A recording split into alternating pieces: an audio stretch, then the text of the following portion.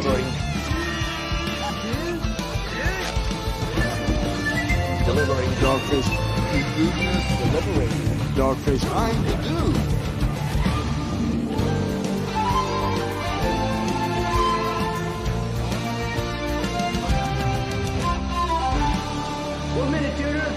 Nine, 8, 7, 6, 5, 4, 3, 2, 1, fight!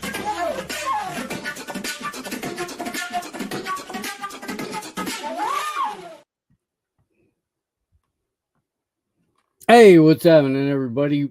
Thank you for pulling up to this when you could be watching quite literally everyone else on the entire planet as they try to sell you one half of a clown shoe. I heard that if you get in line, you can stand in line. And when you're in line, they can't take your spot away from you. So just keep standing in line, is what I Hold heard. the line. I heard they're giving away free stickers.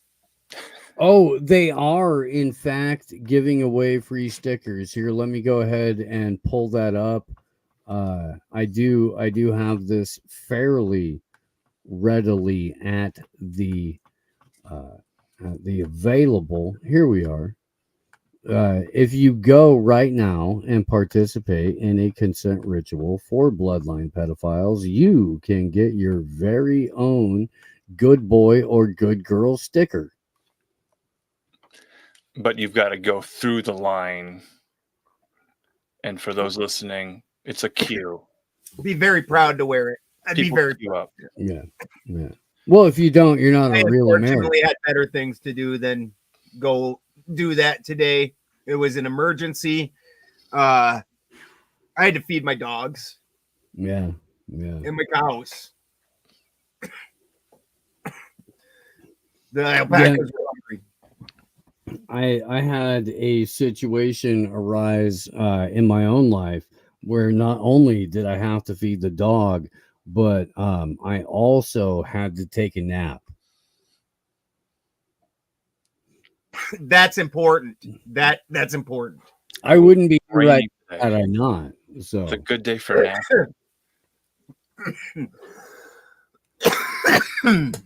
Yeah. Do they tell you to wear rain gear when you're waiting in line outside in the rain, in the cold rain while you're waiting in line outside? And everyone just starts lining up. And then they start telling everybody, hey, there's a line over here. And then other people get in line behind you, and the line just gets longer and longer and longer. Why are these lines so long, and how hard is it to process people through these lines?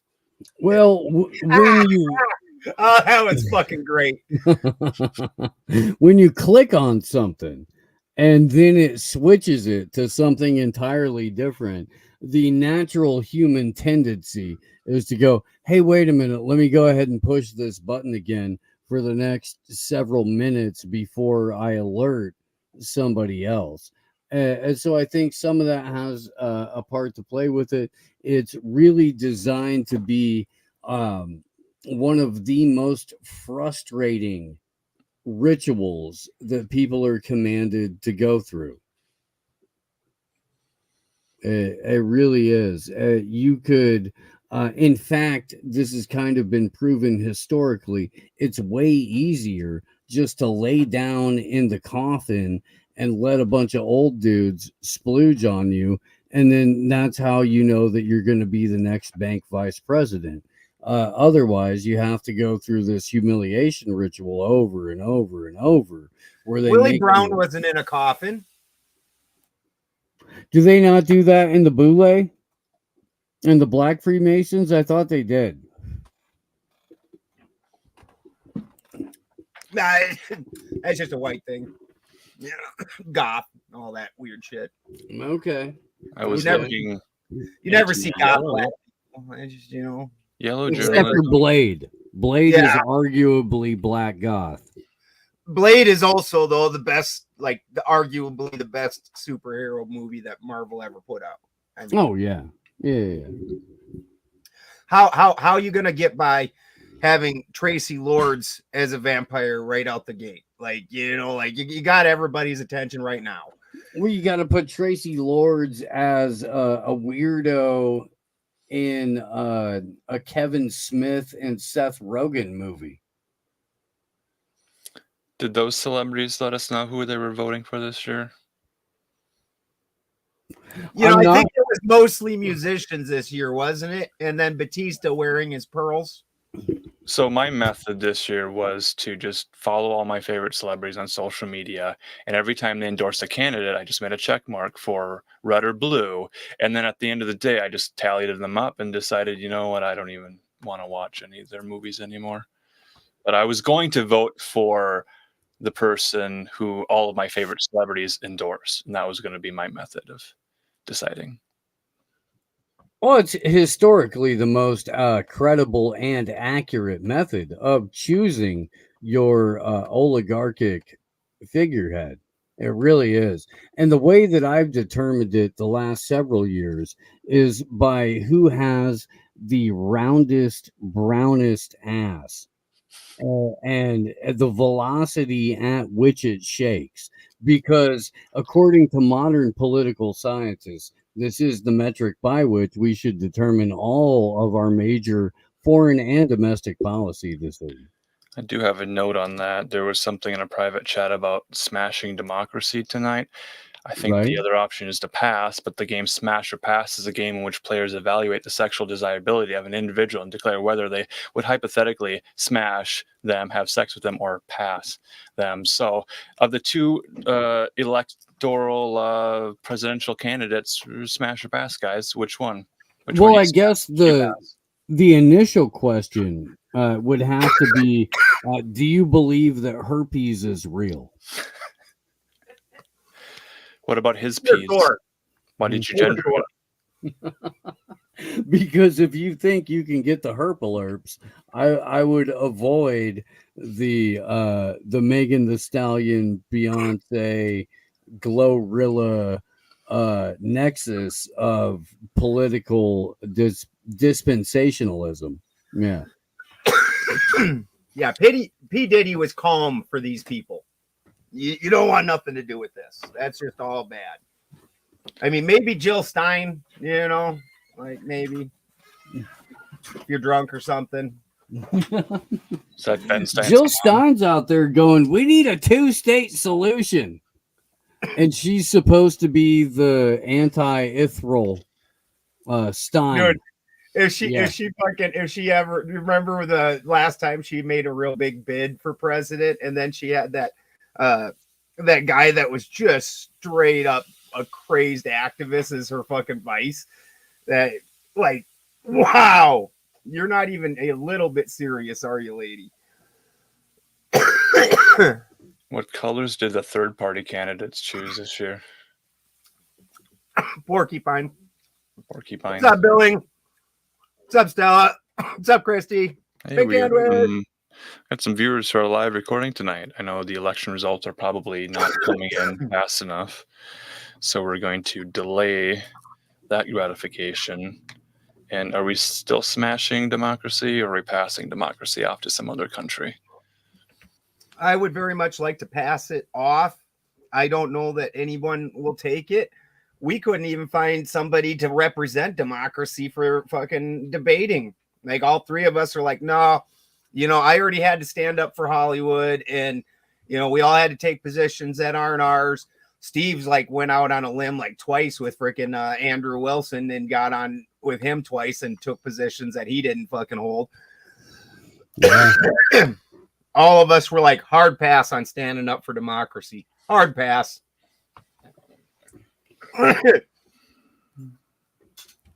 Yeah, I look. It's an entertaining challenge and an intellectual exercise to try to defend a position that you don't fundamentally hold.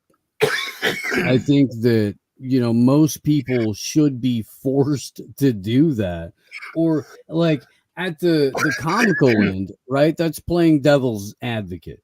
Yeah. And without much commitment and without having to devote any research to it or anything like that, playing devil's advocate is about the, you know, at least the most relatable position for everybody. And I think that most everybody listening can be like, I've done that a time or two. But to actually hold it or try to debate it with For someone 2 hours. who's competent at debate against someone who's competent at debate, wow, it's that's like it's a mental form of CrossFit. I do see a problem with playing devil's advocate. One big problem here. This is assuming that we live in a well. The problem I see is that we're assuming that we live in a binary world. We live in a non-binary world now. It's 2024. We can't assume that there's only a devil and there's only a God. There's a pantheon. There's a whole henotheistic world to live in with many, many gods. Have you turned into a polytheist? Yeah, my polycool and I, we've all agreed that we're going to just roll dice together and decide what God we'll worship today. It's a chaos method. Like a Pokemon. There's a frenzy here, yes. Yep. So not Kamara, I choose you. Her name's Kamala, but I think it's pronounced Kamala. And I did choose her because she's with me. That's good. I feel good about it. Okay, man. I've had to do more participating in conversations like this is real more than I would like to today. You know, definitely not on the morning show, but I've had to do a couple of drop-ins over the last few hours where I've had to engage with people like this is real. And I don't understand how even when Jimmy Carter came out more than a decade ago and said, hey, look, this is an oligarchy. You can't vote your way out of an oligarchy. And then they rolled his Weekend at Bernie's freaking Crypt Keeper corpse out in front of the cameras and all that, where he's just like, If he can vote, you can vote. Oh, dude, how embarrassing. How freaking embarrassing. But they did that. They wheeled his freaking half-rotted corpse out in front of the world and was like, this guy's totally alive and he's enthusiastic about casting a vote. Dude, remember when Feinstein when they all started, when they had people voting for her? Like, you're like, oh yeah, this is what she means. Yeah, and she's up there like, no, that's not what I mean. I'm confused. And they're like, shush, lady. We just voted for you. Are you the help? Dude, straight up. I was at this castle. I went and visited, and it's actually the castle that was the inspiration for the Wizard of Oz. Oh. And these two chicks run it, these two like old cat ladies who don't have husbands. And they're, of course, Harris Waltz. That's the most important. They have to get political while I'm on the tour. Well, you know, my family and I are on the tour. And I'm like, well, South Dakota, it's awfully hard to be a Democrat, isn't it? I said after the way the Democrats treated George McGovern, because that's a South Dakota boy. And a lot of people don't remember that before Bernie ever happened, clear back in the day, the Democrats, the people wanted George McGovern. I believe his saying was, I'm sick to death of young men dying in old men's wars. So he was a big anti-war candidate. The Democrats refused to put him up. Gee, I know I was shocked when they just chose Kamala. Like, I didn't know that they could do that. They didn't do that in the Bernie election openly and get sued over it. And then in the end of the lawsuit, it says the Democrats can choose whoever they want in a smoke-filled back room. It's a private corporation. Freaking didn't know that from clear back in the day when they dumped on George McGovern, and then the people actually rioted. There was riots over it, actually got up and did something about it. Freaking. So this is the shit that they pull all the time. Like, get the fuck out of here.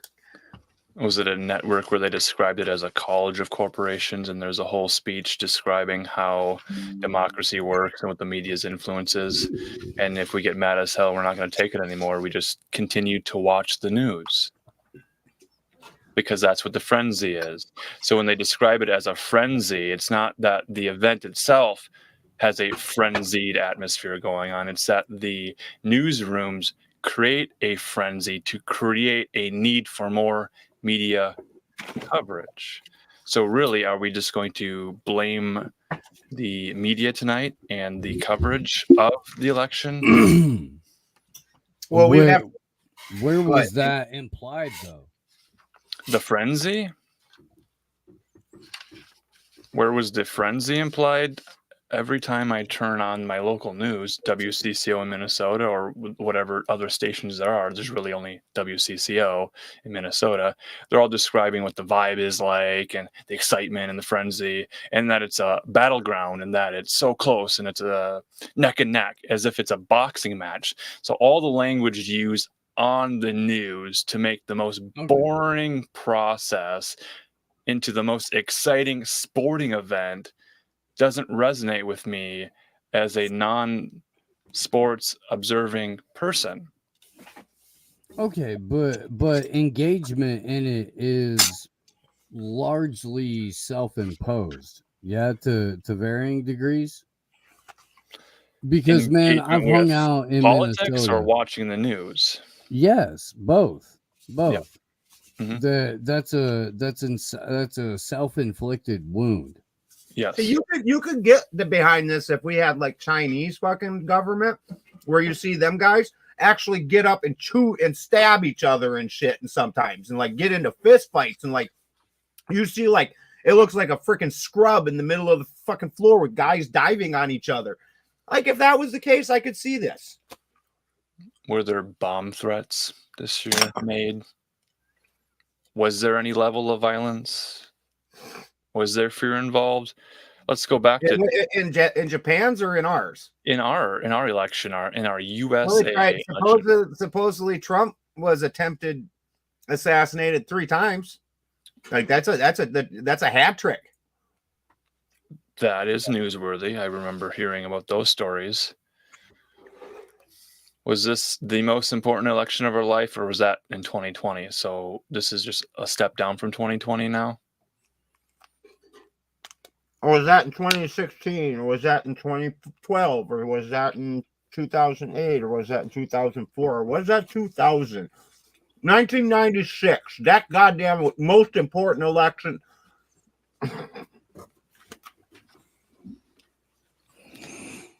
And for college students who were voting today, they have self-care tomorrow, a lot of them. I read some of the student organizations were creating safe spaces for students to use coloring books and Legos to play with and other activities to calm them down, because this election was really nerve-wracking for a lot of college students. My question then was, who's paying the fees for, blankets for everybody, so everyone has a warm blankie, and the Legos? Those are expensive. The price of Legos have gone up, and all these infantilization techniques used to comfort college students. It's a regression. Have you guys noticed that in voters in general? Just this sort of regression to a childhood, wanting a parent to take care of them, and upset that their parents are neglecting them at the same time. So it's like, is it like they're choosing new parents this year? Well, go ahead, Ben. I was just going to tell William in the chat, because he asked if we're arguing politics, and we couldn't find anybody to stand up for Trump. We couldn't find anybody to stand up for Kamala, and we all refused. And so then we're like, well, fuck, is democracy any good? And none of us would take the pro side on that either. Like I'll take the pro side on just about anything, but I can't even start to pretend like I think democracy is worth a shit for 1 second. So, that's where we're at. We're just ragging democracy. Go ahead, Steve. Yeah, no. And to that point, I mean, we've seen it play out throughout every modern civilization where they move away from something as informal as the thing, right? Which is formal informal, and it's it's an addressing of grievances in as most you know relevant to the core issue as possible. We've seen that kind of concept get bastardized and inflated over 1,000 years, 1,800 years, something like that, into the modern form of a consent ritual for bloodline pedophiles. And it's not that any one person has necessarily allowed this to take place. It's that there has been an extensive multi-century campaign to grind into the skull of the vast majority of the population that you don't have a choice, period. There are people that rule above you. They're supposed to be there. Some of them were given the ordained hand of the Lord in order to be there in the first place. So how dare you question their right to rule?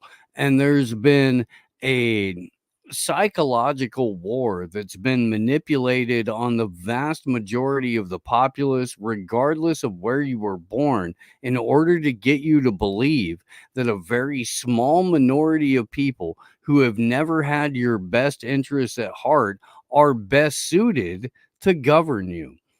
And that's where we currently reside, mixed in with a whole bunch of ridiculous media manipulation. And if you for 1 second believe that the media is somehow separate from the government, most of us, if we're not still wearing diapers and running around listening to like K-pop and stuff, we all remember the Iraq War. Lockstep, Republican, Democrat, liberal, alternative, the one newspaper agency in the whole fucking country went against the narrative, and that was Knight Ridder. I think they owned like 13 or something like that newspapers, fairly comparative to most things, small newspaper, local to Boulder, Colorado. They didn't march lockstep. Every other media agency told the story. Go back and look at the Iraq war videos while they were convincing. Tell me if that shit's even for 1 second convincing. I mean, it's laughable. It's almost like Monty Python level ridiculous. Like, are these guys even trying? Go back and watch it. When they want you to do something, there is no teams anymore. Freaking every year after the Patriot Act, they quietly re-upped the Patriot Act. They changed it to the Freedom Act. They changed it to other things because people got hip to the Patriot Act. So they changed the name to the Freedom Act while they took away more of your rights, and quietly bipartisan voted it in every year. Every year.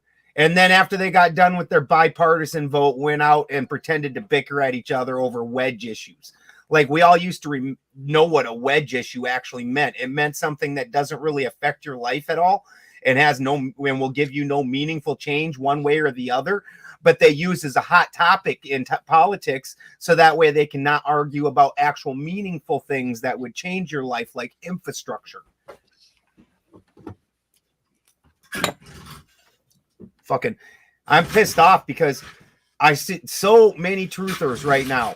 Like, I remember in 2020 and 2016 being irritated that we got infiltrated by so many Republicans. Actually, 2016, it was kind of more Democrats. It's very odd. And then also it was Republicans. And I'm like, why are all these new conspiracy theorists Republicans? And I'm like, they aren't conspiracy theorists. They're just Republicans. That's all they are. And now, like, half the people that, like, oh, I never believed in politics, but I believe in this, blah, blah. And I'm tired of being broke. And I'm tired of paying the high gas prices. You fuckers don't seem to remember that Trump is the one that fucking was giving out the free checks and taking everybody off work. Let me see. What's the greatest way you could possibly inflate an freaking monetary system? Oh, stop gross national production while printing a bunch more money? My God, that created inflation? What? Well, what? The vast majority of new media is populated with people who didn't even have a channel in February of 2020. Okay. I mean, that's the reality of it. There's so many people that, you know, received their political awakening with Donald Trump in 2016 and then saw a lane in 2020 where they were like, oh, well, I can speak out against the Democratic establishment, and as long as I suck the right dick, as long as I fucking tickle the right balls, I'm gonna be fine. And that's what they've done, and that's where we have our new entertainment, infotainment media landscape. It's all rooted in that kind of shit, where people are 3.5 to 4 years max into any kind of looking into this. None of them have any interest in raising up or at least discussing all of the people that came before that. And this is on the right and the left. This isn't a limited criticism. This takes place across the board. And if people cite people in the past, it's only pre-approved establishment figures who have always been shown out to be part of the exact same establishment and institutions that are gatekeeping your thought in the freaking first place. It's wild to me. So, what's up, John Rowland? One of the original deliberating dog face dudes came Hey, up John. with the name. How you Good to doing, see you, brother? John. And he says started with the Tea Party. Good call, John. I remember the Tea Party was wild, right? Were you alive for that first Tea Party? Well, you know, I would disagree with what with the whole reasoning that they say with that in the first place. I think that is entirely so they made it out to be about taxes and no taxation without representation because they were paying a 3% tax. Are you fucking kidding me? So what that was actually about was, and if we got taught this in school, we would go, don't we have a Federal Reserve now? But the Bank of England, or England, said that we could only buy English products with money from the Bank of England. And we had to borrow that money and at interest and use it to buy goods back and forth. And well, it didn't take a rocket scientist to figure out if I can only pay you with your money, which I had to borrow from you, and I do it at interest, then in no way could I ever even zero out. Like, I will always be behind. And the more money I need to get to make exchanges because things are going good, the further that goes. And so they said, fuck that, and dump their shit over the damn side. And they don't want to tell people that because that's exactly the system we have going on with the Federal Reserve. And it's absolute nonsense, and we should absolutely be overthrowing this crap. Like, in no way should a country, especially one with as much resources as we have, ever being allowed having somebody else print our money for us and then not ever taking them to account, which is the whole reason that they wouldn't let Ron Paul on the mainstream media stage, which was the point I was going to make before about if you think the media and the government aren't tied, look at Ron Paul, look at Ross Perot. When Ross Perot came out, because that dude, the thing they're trying to call Donald Trump, that actually was Ross Perot. Ross Perot's like, I ain't got no reason to be here except for I ain't got nothing better to do. I'm richer than fuck all, and I can do whatever I want, and you guys are fucking this up, and I'm going to tell you how. and came out and explained the Federal Reserve and the fractional banking systems on live TV and just shit all over the other two. Probably actually won the presidency that year, and they made sure that they changed laws to keep dudes like him from happening again. Yeah, and interestingly enough, Ross Perot guaranteed 8 years of Bill Clinton. Because And that also was like prophetic about how NAFTA was going to pan out in 20 years. Like, gee, he's kind of smart. yeah, no, well, and it really didn't take a fucking genius to go, if you remove the entire manufacturing base from a third of the country, the entire country is going to suffer as a result. And yet he was the only person going, hey, look, this sounds kind of dumb. Because the duopoly had already had its marching orders. They had it under George H.W. Bush, who tried to pass NAFTA in the first place. But because it was politically inconvenient for the Democrats, they were like, no, it's going to tear apart American manufacturing. How could you ever do that? This is the most egregious attempt at confiscating American labor in the history of American labor. And then 3 years later, they were like, Bill Clinton has a point. So who would you say then are the essential workers? China. He opened up the world. Nobody's done that ever. He's such an awesome guy. There's an investment opportunity there. So for the people. Who then would you say are the essential workers in our economy? Infrastructure workers? Lobbyists. Lobbyists are the only essential workers in the entire country. And they're the only people who guarantee the economic direction of this nation's future. Everyone else is absolute cannon fodder. You know what's funny? Okay. The Democrats would have pushed the TPP through also. Fucking Barack Obama basically burnt his entire presidency, like everything else about okay, him. man, I gotta jump in here real quick. That TPP through, but the internet stopped it. I'm not done with TPP. Okay. I have evolved my position on the entire WikiLeaks operation over the last several years. I really have. I can't see it as anything other than a deliberate fucking psyop at this point. I can't. I think that Julian Assange is going to end up a Noam Chomsky figure very soon.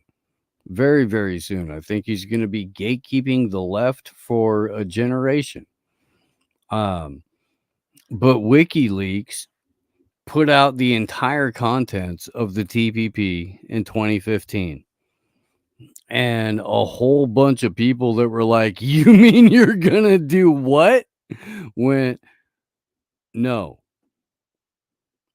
And that was kind of crazy because for the very first time, there was open public declaration of the public-private partnership to the point to where it was outlined in black and freaking white that there were going to be corporate tribunals instead of courts. And that's how offshore in no country. Yeah. With ultimate jurisdiction without any jurisdiction of their own. That's insane. But they laid it out in black and white that that's what they were going to do. And were it not for I think 21 out of the 23 organizers of the original Trans-Pacific Partnership protests are either dead, in jail, or so far out of the political landscape that they don't even talk to people anymore. Dude, That's do how you remember- dangerous the TPP was. Do you when it- remember the fucking? Do you remember the medical giveaways? Do you remember the fucking Forever Green fucking clause? Oh Steve? yeah. Oh yeah. Yeah. Dude, that evergreen clause was gonna fucking make 2-tiered medical forever. Like, anybody that doesn't remember that, every single new use that they come out with for these drugs. So, like, take the thing that they give me. I get Klonopin is what they give me, because that's originally actually a seizure medication. Now they give it away for all kinds of things. Every single new use that you can come up with that you can use it for gave you an extended another 7 years, or was it 11? 7, I think it was 7. 7 years. 7 is the onset. It's 11 now, but that's recent. Right. Okay, that's what that is. So it was an extra 7 years of having pristine patent where nobody can make a knockoff of your drug and try and compete the prices. I mean, wow, everything was such a giant giveaway. And this is after he passed Obamacare, which had no freaking negotiations with drug companies over the prices. Are you fucking kidding me? They just get to make up prices, and you're like, yep, that's a good system.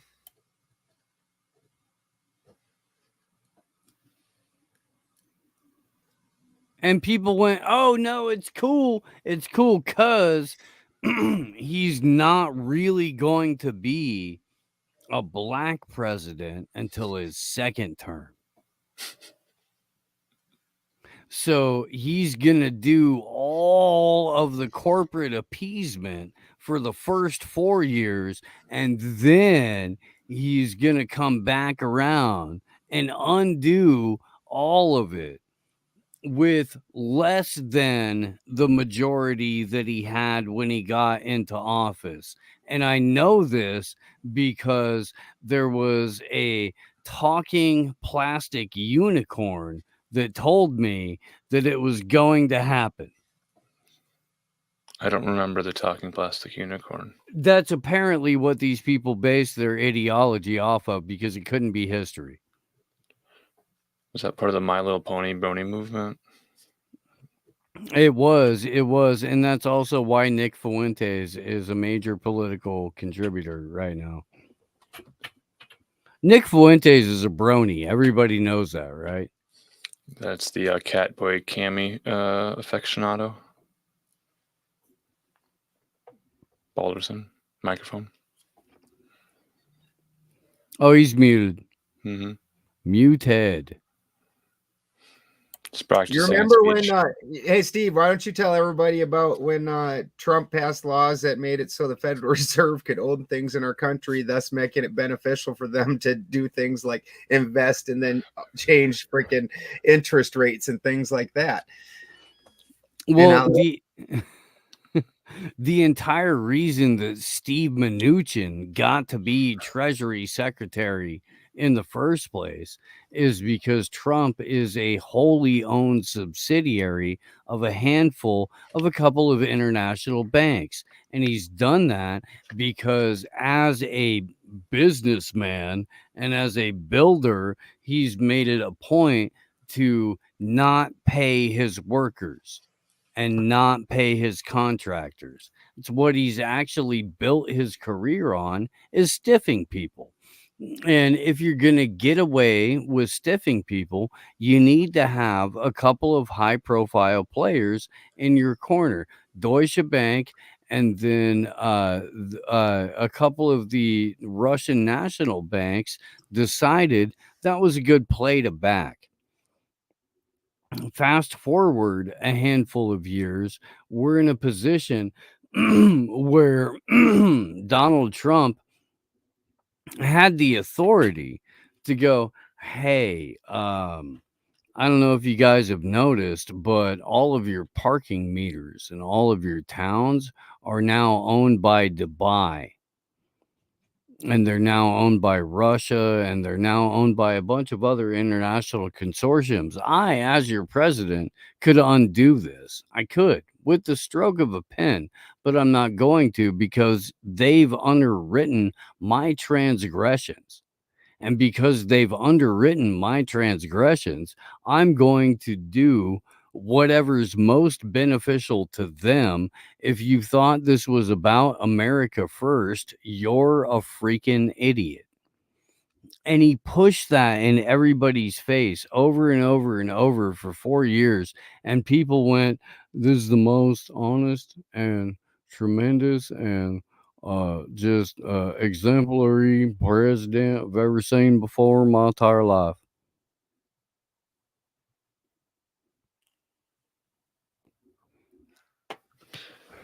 That Steve guy, he writes his name on every Ryan had a cat dollar stuck bill. to his head. It was great. Like the Stephen T. Mnuchin. What does the T in Stephen T. Mnuchin stand for? Tiberius, just like Tiberius. James Kirk. Okay.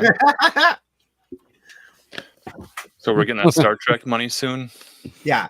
So it's super bothersome. I mean, I've stepped away from the truther community for the most part, but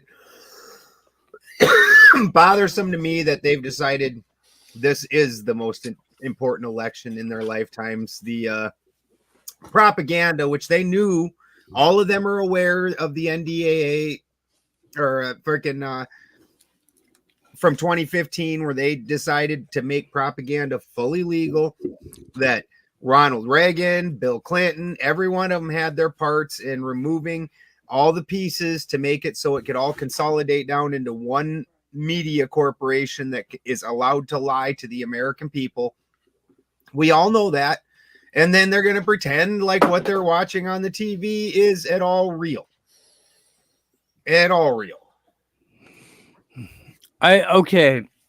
So at what point do we have the conversation about they're legitimately just trying to keep an audience?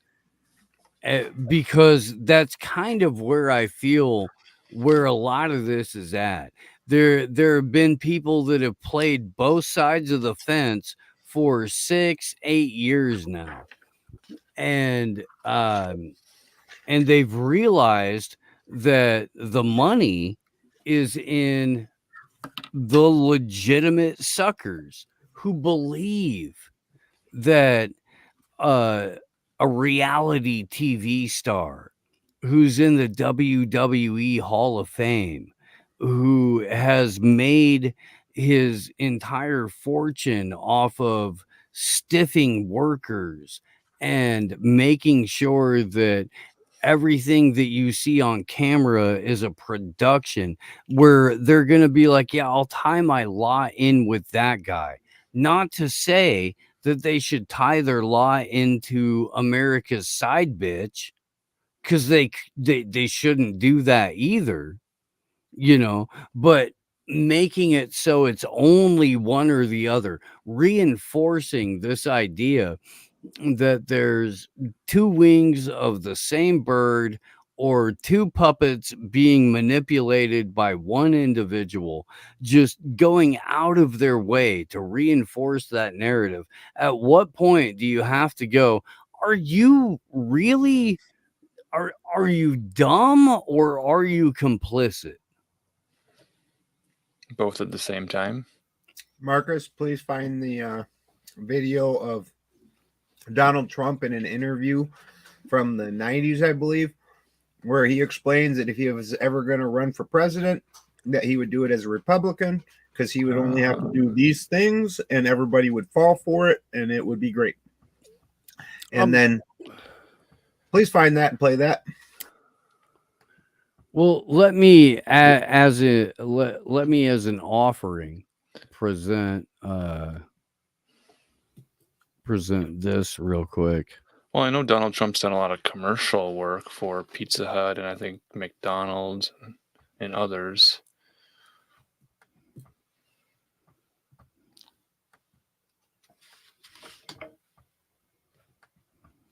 "1990s Donald Trump." Here, See if let that's me online. throw this up real quick. A friend of the show, Carrie Breaking Weather. election news. No one is coming to save you. Not him or her. Not even him. Not her. And definitely not him or him. Despite the rhetoric, platitudes, and grandstanding of power chasers, if any of these people genuinely intended to save you or even could, they'd already be dead. But why do so many people feel they need a politician to save them in the first place? Because things are so bad. But how did they get so bad? People have been voting for politicians to save them for generations, and for lesser evils almost as long. And after all that, we got this dumpster fire. How are politicians going to save you from the messes they created? Yep, that includes this guy too. Despite the years of programming we all received that voting is our voice and makes us free, the opposite is true. We're indoctrinated to believe it's the most effective way to make a change, usually to fix problems the government created. And in participating, we choose masters for others and call it representation. We're conditioned to believe we can't do it ourselves and have to outsource it to others who know better than us, and that doing so is, quote, taking action, which has resulted in an ever-encroaching imperial police surveillance state that impoverishes and insults the people it, quote, represents and serves. Some people think acknowledging this means I'd rather do nothing, but pointing out the illegitimacy of the system is not apathetic or defeatist. It's required to start pulling ourselves out of this hellhole and start taking responsibility for ourselves, not outsourcing it to documented criminals and megalomaniacs who seek authority over others. The real defeatism and apathy is tolerating the meager options the system gives you and playing along with their game. And the more you fixate on politics and what political puppet takes the throne, the less energy you have to actually do something. It's on you to take care of your health and well-being, which would be a lot better off if the government hadn't been subsidizing filth and declaring it safe for decades, and the political machine didn't keep you gripped in a perpetual state of fear and reactivity. It's on you to take care of your own survival, which would be a lot easier if you weren't forced to pay a litany of taxes, including inflation taxes, and burdened by the trillions in debt your, quote, representatives take on in your name. It's on you to make this system obsolete by demanding better for yourself. You can mean you as an individual or as communities you choose to be a part of. But in either case, we must become less reliant materially, emotionally, and spiritually on powerful, corrupted institutions and authority figures. And we doesn't mean the euphemism for a tiny ruling class. That's a figment of imagination and propaganda to placate the masses. No politician or government is coming to save you, and the sooner we as individuals and communities recognize this, the sooner we can come up with actual solutions and actually save ourselves, which is a lot more effective than perpetually voting for evil to stop evil and being shocked that evil remains in power. Well done. Well done. Play that for the people there. In case everybody thought, because it's real easy to slam on the Democrats right now. They are purposely making themselves as big assholes as possible. And that's very much on purpose. Like, nobody thinks some of these things that they're out there saying, nobody would ever believe this kind of thing.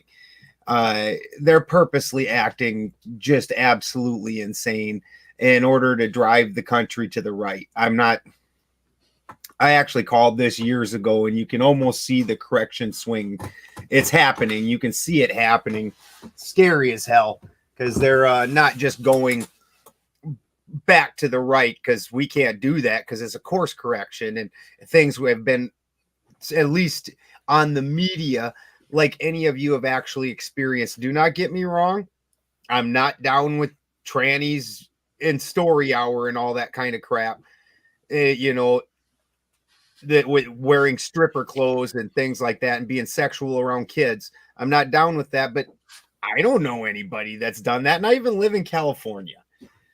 Like, it's never happened where I live. Like, nobody's ever allowed that kind of thing. I mean, I honestly can't imagine that kind of thing really, truly happening anywhere that's not like got an army around it, because any normal dude would flip out over that kind of thing and become actually physically violent, as they should.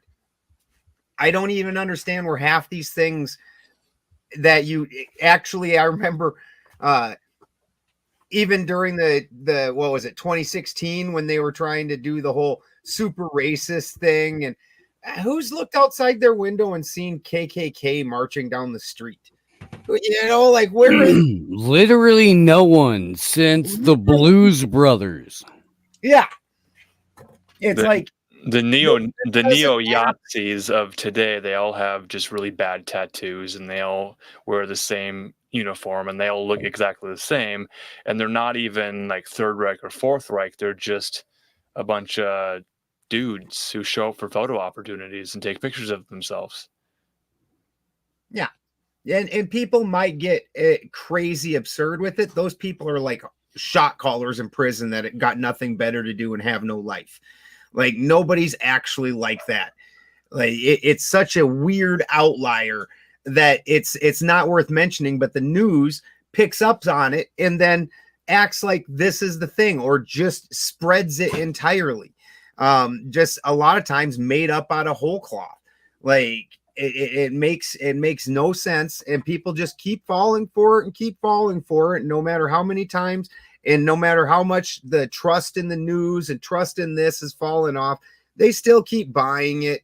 They still keep doing it. It's like if they get you excited enough and then present you with two choices and make one of them look really bad, then you're going to make a choice. And honestly, both choices here look really bad. So they've just drummed up nothing but fear and insanity. And the thing that, like, well, John Rowland said when we had a debate, and I can't state whether he actually, again, we were not, all of our debate points were not necessarily positions we've actually held. So I don't know whether he held this or not. But the founding fathers, when they had set us up with the republic, which was more like the thing that Steve was talking about earlier, where free men all came together and made their voice heard and voted on things, and rather than this entirely corrupt system where now we supposedly put in a vote on some representative that doesn't do anything we want anyways. Like it was actually free men voting on things. This was a different system, but they flat said that if we were not a responsible people, if we did not hold our shit, that we would get taken over by tyrants again. Like there's literally a quote that says the life tree of liberty must be refreshed occasionally with the blood of patriots and tyrants, which literally means he says patriots first. You have to be willing to go fight these people that are doing this crap. And that's not happened in our country's history. I actually rode on a train with a Polish kid who told me the most hilarious joke. He goes, "You know why there's never been a revolution in American history?" I said, "No." He goes, "Because there's not a U.S. embassy there." Steve missed that. He would have loved that one. Sorry, I have, yeah. Gomez is an asshole. He was on the bed. My He is. girl, Hey, he was comes trying by to it natural. bring me food while this was happening. She busted him being on the bed. I'm distracted. I didn't see that shit. I was focused on the conversation at hand. I was trying to be engaged and involved in all of it. You are a bad representative of all of it. No, don't look at me like that. Don't. Sleight of hand in the political theater. Look over here, not over there. All the distractions that come out, the whole P. Diddy party thing comes out before the election. So now we're talking about celebrities, all these other issues to get us away from the real issues. But I want to go back to the capital T. Steve, hold on, Marcus. Steve. Yeah. So this Polish kid asked me, he says, why? He goes, "You know why there's never been a revolution in the United States? Why is that? They don't have a U.S. embassy there." True.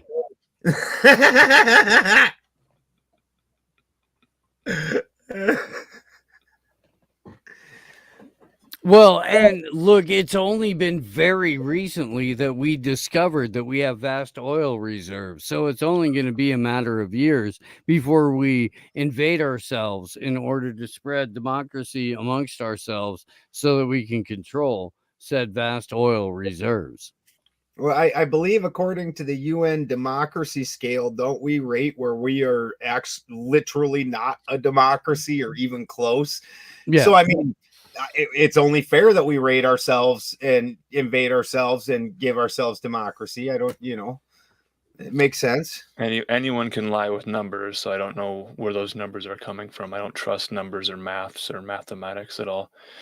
the capital T truth movement, they were focusing for a while on the idea of sex trafficking, that there's a vast network of sex traffickers, and the idea that, women and children are being human trafficked for purposes of sex somehow.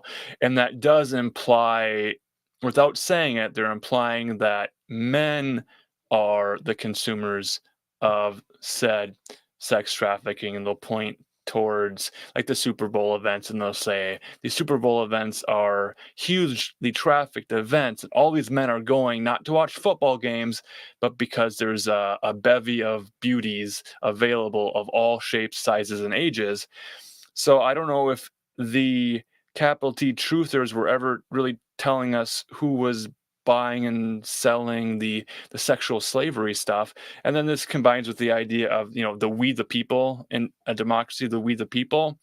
So to be part of the we, to be part of the group, we're all responsible for all the sex trafficking and all the things that are happening. So it becomes there's nothing we can really do because it's in our nature, and that's just natural, and that's how we are, and we all have sexual urges. So then this moving of the Overton window and these sort of fringe issues to make them key political identities, to get into identity politics. So now we're voting for candidates based off of our own perceived sexual identification and orientation. Are you guys following where I'm getting real dizzy and confused about all of this? I am. So the capital T truth movement focused on sex trafficking and P. Diddy parties completely not seeing what's actually going on with them, because they're sniffing out, panties everywhere. There's a panty, there's a panty, there's a panty, and someone's concerned about someone else's panties, and they're all getting everyone's panties in a bunch. And then we get into the idea of, because procreation and the missionary position creates new children, now we have to concern ourselves with legislation involving who can have a baby and who can have a baby but then not have to have the baby after having the baby while having the baby. And then there's things like Planned Parenthood and eugenics and all these social issues and moral issues and religious issues. And now we're just trying to remember, what did the TPP say again? What was the actual issue that we should have been? Yeah, I know you. I think that's what it said.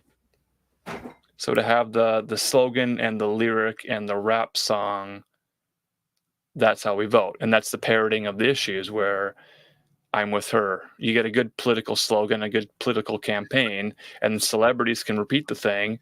And then what it is it's a habit forming in the neural pathways to continue to vote and then do the elections every 4 years. I think, from what I've seen on social media, people just become addicted to the process of defending their political identity and then going against everybody else.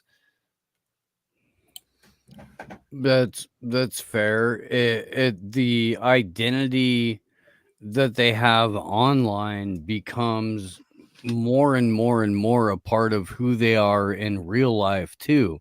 And you see this with like random interactions between people where they're speaking at each other like they have a 220 character limit, and all they're trying to do is get their Twitter point or their Facebook point or whatever out at the other person.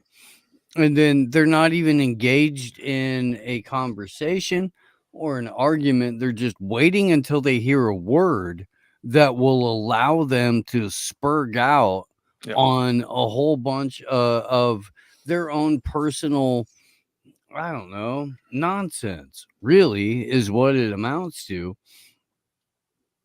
But this is deliberate. This is an effort that's been put out onto the population, not just in America, but, internationally, where we're trying to get the response that is the most basic and the most easily refutable, so that the argument and the animosity is the thing rather than any sort of substantive conversation, dialogue, moving anyone in any sort of direction and the needle towards rationality. And that's where we are right now. For those who will play this audio back later, just count every time you hear the word stiffy and try to figure out what it's being anchored to, and if we're creating a Pavlovian response to people getting erections from listening to deliberating dog-faced dudes, because that's what an alpha male does. It's gonna happen. Yes. Yeah. I mean, I realize that I'm dead sexy. I can't help that. I try. You know, I try and dress, you know, down, but It is deliberate. there anyways. It's just too much. I get it. You know, the Carhartt is well thought out, you know, with all the dirt and things on it. It kind of keeps me more low key, you know, just it takes the edge off it at least. That's, you know, if I went around highfalutin, we wouldn't even know what to do.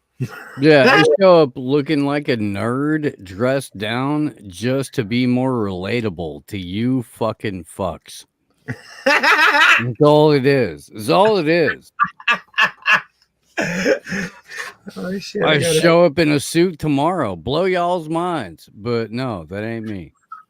Oh, horrible. Yeah, I'm at the point I don't even I don't understand why the people that are Truth World. I would like it to go back to the Art Bell days, you know, and the Freeman Fly days when there was like 12 of us and everybody thought we were nuts except for one other dude across the country that, you know, also called in. And none of us believed in politics. We all knew it was all bullshit. You know, which didn't even necessarily make us anarchists. Like, I'm not personally currently I'm not an anarchist. I believe in more of a Germanic society, tribal society made up of freemen, which is not anarchy, but it's also not, you know, you're not having these hardcore leaders. It's all free men that decide what they're doing. Like, that sounds pretty good to me. So I don't understand it. In its most fundamental relationship, that is anarchy. You don't have rulers, you have rules. There are people that are going to be naturally inclined. Well, the cat, not Steve.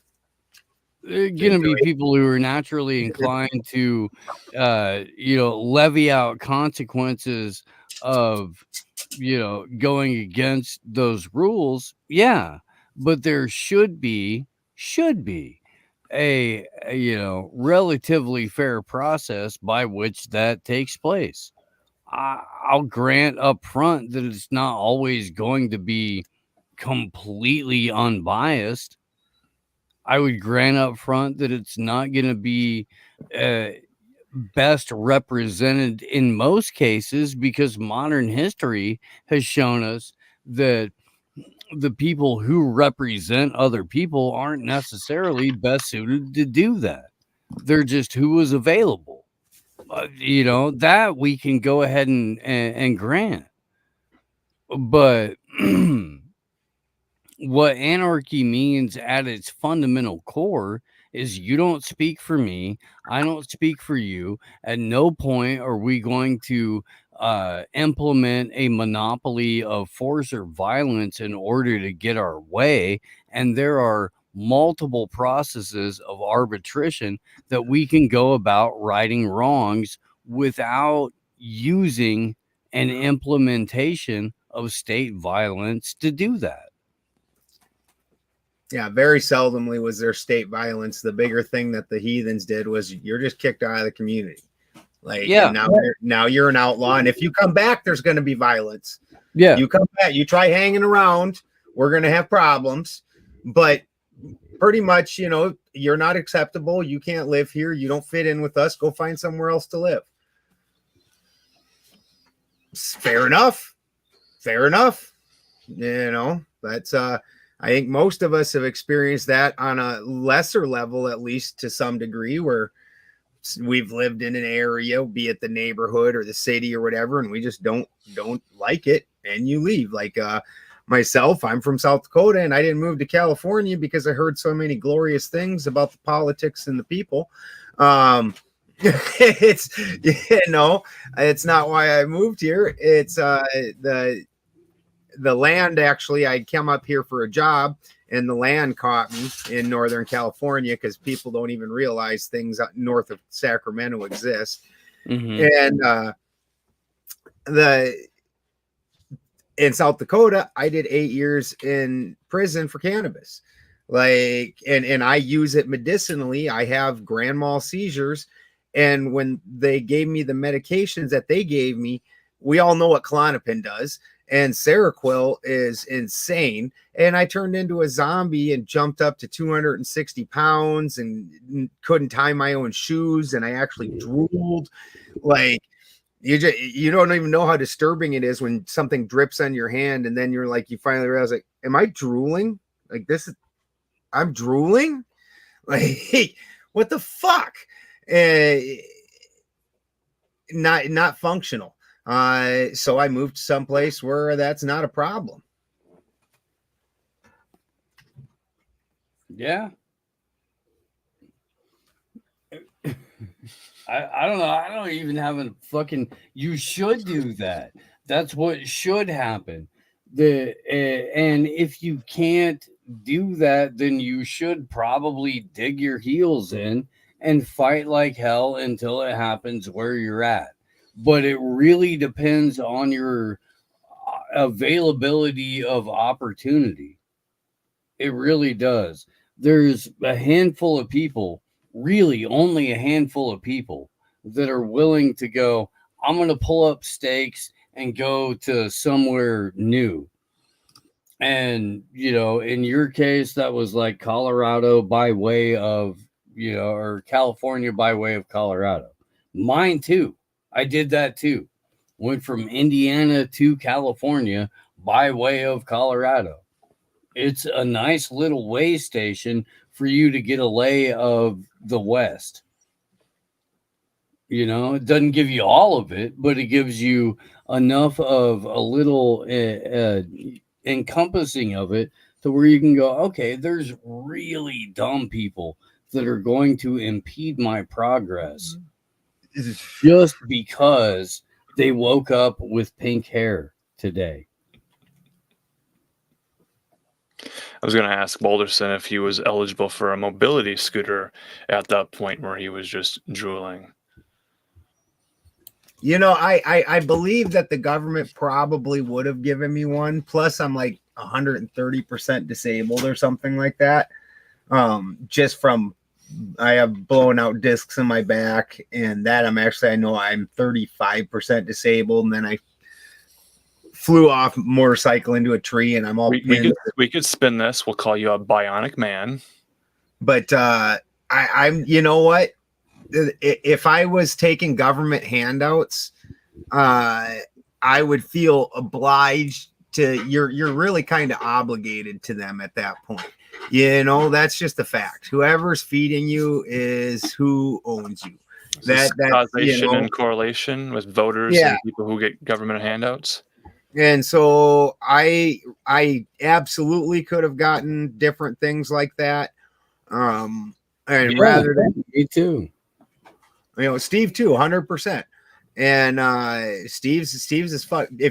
When Steve and I, if we happen to die together and they cremate us, there will be a whole human still sitting there with metal.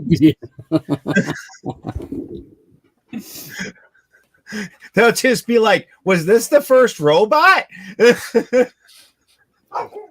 Fucking Wolverine die here?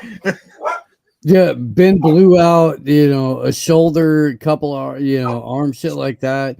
I dropped 18 feet from a roof and landed on the concrete. I fucked up my legs. Yep. I got told by multiple different people from all of the best hospitals in California, Stanford Hospital, Valley Med, and San Jose. all of these people, you're never going to walk again. You're never going to work again. You're never going to do this. You're never going to do that. And I was like, oh, that's probably true if I keep taking your drugs, but I don't want to take your drugs. I don't. Yep. You guys And- are probably right. You know, but yeah, if I listen to you, of course you're right. You Yep. want me in this position. You want me helpless. That's a microcosm of the public-private partnership that the government puts upon everybody every day. They would prefer to have you helpless. They want you in a position of weakness. They want you in a position of fear or stasis or in any sort of place of confusion so that you can be directed. Dependent on them, obligated to them, which is why Steve and I don't take their money, even Right. though we're both handicapped as fuck. Yep. Like legit could get stickers like in parking spots. Yeah. And the Oh, reason that handicap they- parking, that's a good benefit. I know, right? That one's Mhm. tempting, right? It's like VIP Freaking- parking. But you Dude. know what? With the size of my truck, I got to park at the ass end of the freaking. If I'm able to get into the parking lot in California, I'm pretty happy about that. I'm parking at the very end, as far away from the building as possible, and walking clean across the parking lot because my truck don't fit nowhere else. Yep. Yep. Man. Well, okay. Can we talk for a second about this attack on people who back into a parking space? Because this, I feel, is part of the degeneration of society, where now it's somehow a negative Yes. towards someone if they're capable Mhm. of backing into a parking space. And I Yes. see this even over all of the red pill sphere and the manosphere. And they're like, oh, well, if you back into a parking space, you're just an absolute piece of shit. No, maybe it's because I have command of my vehicle and I can look in a couple of mirrors at once, you know, like everyone else who's done this before for the last 120 years. I have a couple questions about that. First of all, are they concerned that you're going to back into their vehicle? So they're like thinking that because you're backing into a parking spot, that somehow you're going to scratch their vehicle and put their vehicle in danger? No, I think it's because they recognize, as you do, if you're somebody who backs into a parking space, that you are a superior human being who has more command of their vehicle and the space around them than all of these other fucking mouth breathers. And they're just jealous. They're just jealous. Steve and I are from the Midwest, and so is Marcus. We're all three from the Midwest. And, you know, 40 years ago in the Midwest, you were 8. You knew how to drive a forklift and a tractor and everything else. And I've had a fucking actual driver's license since I was like 12 or 13.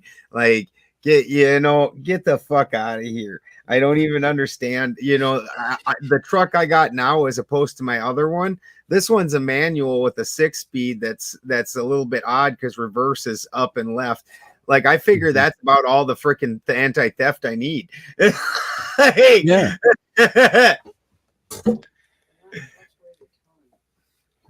There is a whole group of people that are gathering against the idea that cars even exist. So they get upset that people drive cars into the city. They want to have increased bike lanes. They want increased rights to pedestrians. They want walkable cities. This is hilarious because the first city I ever heard about that, Steve and I just talking about Colorado and how when him and I first met, we kept talking about all the different things. Like him and I have like almost crossed paths like 100 times. It's weird. But Boulder, Colorado, they wanted to do that. I think 90s, like late 90s, Boulder, Colorado. late 80s even. Boulder, Colorado was trying to push that where they wanted no cars in the city, only buses and bikes. Yeah, this is where you got the idea of the pedestrian mall. Yeah, the Pearl Street Mall. Yeah. And they were like, no, we're going to have automobile-free zones. And it just created way more congestion around the immediate area. And you can't get from one side of Boulder to the other without it taking almost 45 freaking minutes now. Yeah. Did they build a lot more parking garages during that time? In Yeah. Boulder? Yeah, kind of. On the outside edges. Well, that was another concern too, is there's a whole group of people who absolutely hate parking lots. They think parking lots are just a waste of space. And the bigger the parking lot, the farther someone has to walk into the store. So they want fewer parking lots, fewer cars. I don't know what they want. They just hate cars. Well, the funny thing is, I seen one of these stupid things on Facebook the other day, and somebody made this big, very virtuous post about how cars are taking up everything, and they showed this. They're like, this is this, and they just deleted out like the roads and stuff, and like, this is the space that humans aren't allowed or some shit like that. And I'm like, cars didn't do that. What do you think freaking was going on the roadsides before cars? Like wagons and horses. People still walked on the little sideways next to the stores and stuff because you didn't want to get ran over by a wagon or a horse or a mule or and you wanted to be able to haul goods without them being in the mud. So you had a road. Like the Romans were kind of well known for them. I don't know what to tell you. Like, this has always been a thing, even before cars. Cars didn't do this. Cars made it so we could all get around really fast. They're pretty cool.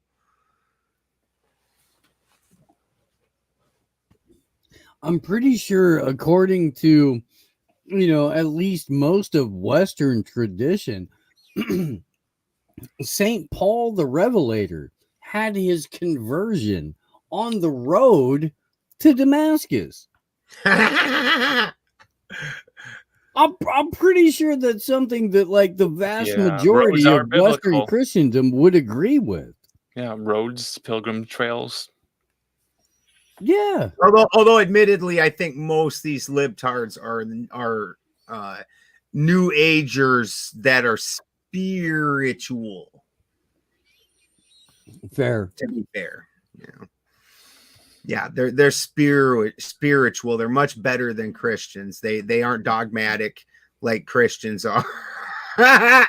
Doesn't spiritual mean I believe in a higher power, but I can still make $10K a month on my OnlyFans? Yes. Yes. God's will it. If Goddess wills it. Yeah. Also, I think that there's some kind of requirement of smelling like BO and patchouli.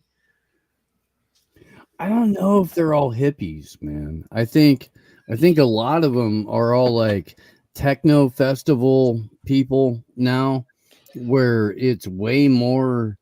Yeah, but don't they all smell like BO and I don't know, weird substances? Also, it's kind of the same. I think the vaping helps with that. They have different flavored vapors that go out around you. Is that how that works? Right. It smells like strawberry shortcake playset and chlamydia. I had teenage boys during I'm not sure if Axe is still a huge thing, but during the Axe. Oh, God, dude. And I swear to God, I didn't ever buy them boys Axe, and somehow they still would end up with it. I'm like, how the fuck is this even on my property? But the distinct smell of pubescent teenage boy who showers irregularly in Axe. Oh, that is sometimes food's a little bit too rich and overwhelming, and it just too much for your system. That will happen through to sometimes. Just like, holy shit, that's just too much. Just too much. The olfactory senses are coming online, and they're tied in with nostalgia and thoughts. And I did want to circle back to ask some questions about the 2020 election and the events that were happening then, and maybe with the truther movement, if they made some claims and they found some hills that they wanted to die on, and they made some bold claims and things. Have they themselves been fact checked? Have they gone through and corrected the record to state that if they held a position 2020 and 2024, have they changed it all? Does the truth current sway them in any way, or is the truth movement a concrete thing that is never changing? And there was this talk of cowpokes. I don't know if we can even still talk about that. Is that even an issue to talk about? And there was something about people getting cowpokes and then having their senses changing and not being able to taste food or smell things. Is that still an issue? There was so much happening 2020, 21, 22, and then 23 starts trailing off. And then we get into 2024, and then all the big issues, people just kind of moved on and didn't go back and address what is the progress people are making in certain health freedom movements. Maybe is a topic. Maybe that's the keyword. It was the health freedom movement, this type of thing. And who's holding them accountable? The thing is people in general have super short memories. Go puke somewhere else, Scotty. Good have advice. super short have clip it. Do people have short memories? They just have extremely short memories. Most of the people that were pushing in the community that were pushing Trump in 2020 are still pushing Trump today harder. Only a lot more people joined them. They've all got just insanely short memories. Was that a result of the voluntary injections? Was it just neurological disorders? The taste thing was supposedly part of the virus, and I actually believe that, because I mean, number one, the truth community that was like, there's nothing, it's nothing, that's nonsense. And the government that was going overboard with their reaction to a basic clearly probably identify more as a Democrat. It's the first campaign attack ad hear to Inside take Edition. aim at Donald Trump using Sorry. Was that the clip we were looking for earlier? Oh, that was identifying as a Democrat. The Steve? Sorry. The people that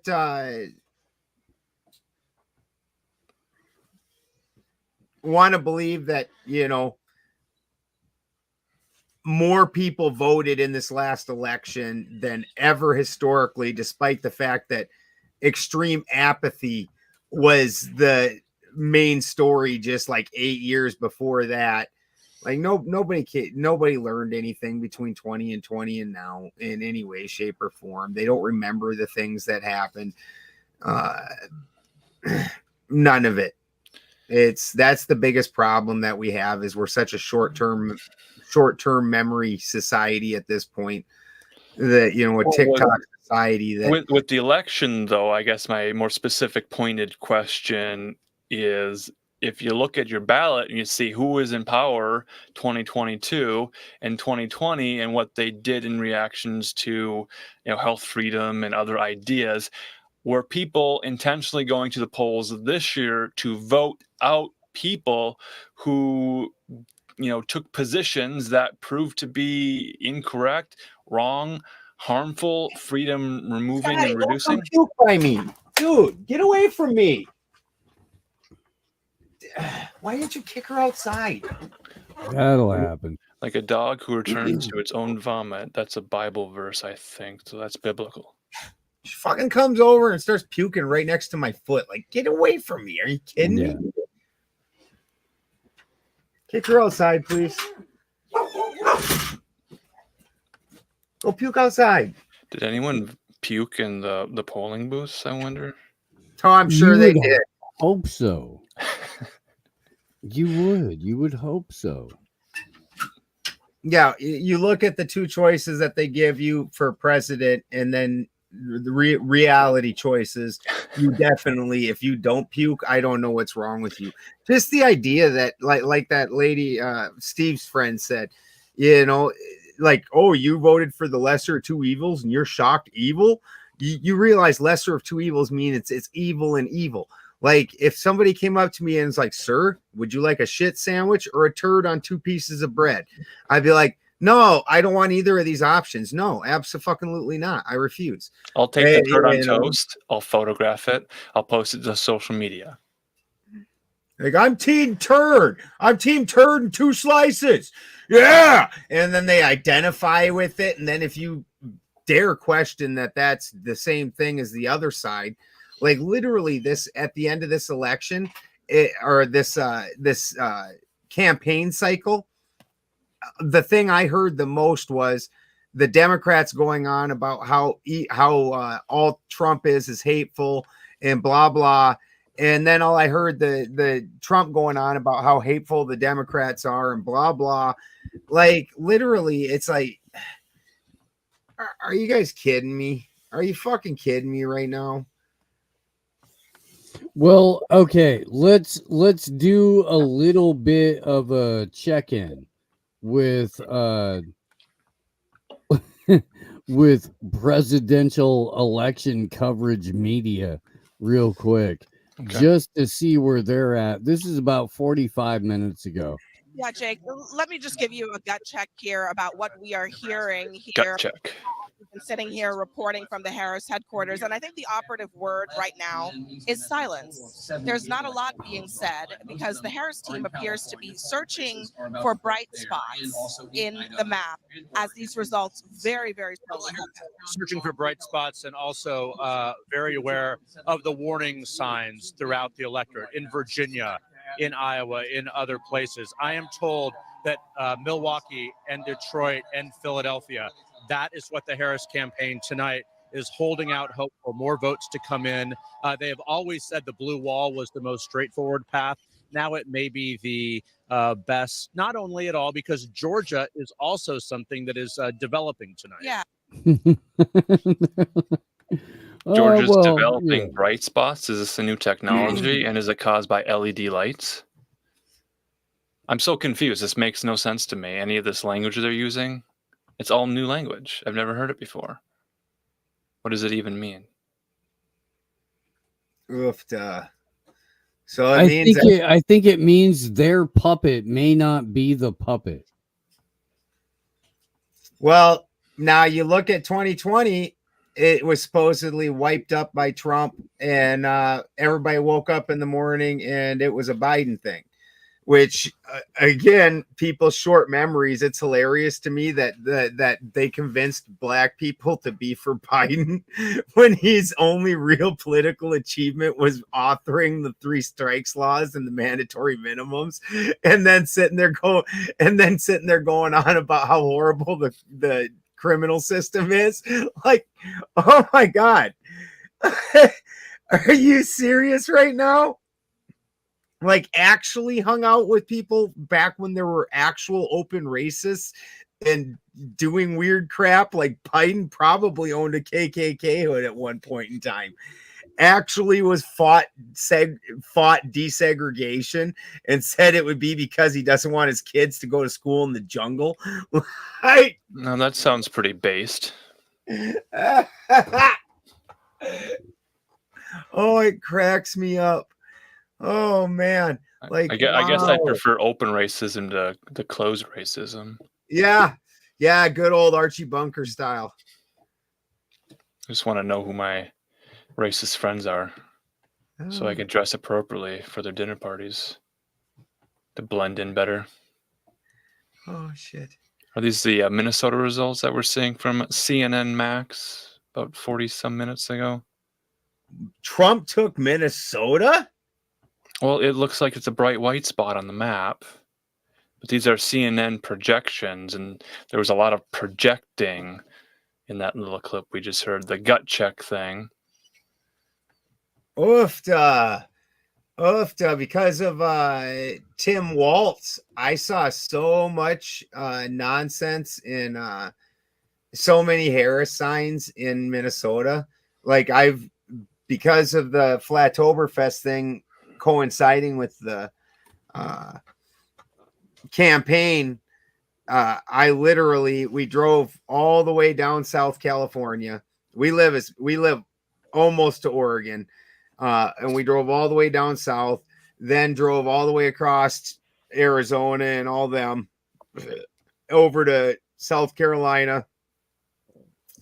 And actually even went up through the middle and had to turn around and head back through the southern ones we were going to skip because of the hurricane. And then because of the hurricane, had to go back up through Virginia and all the way out like that. Really weird.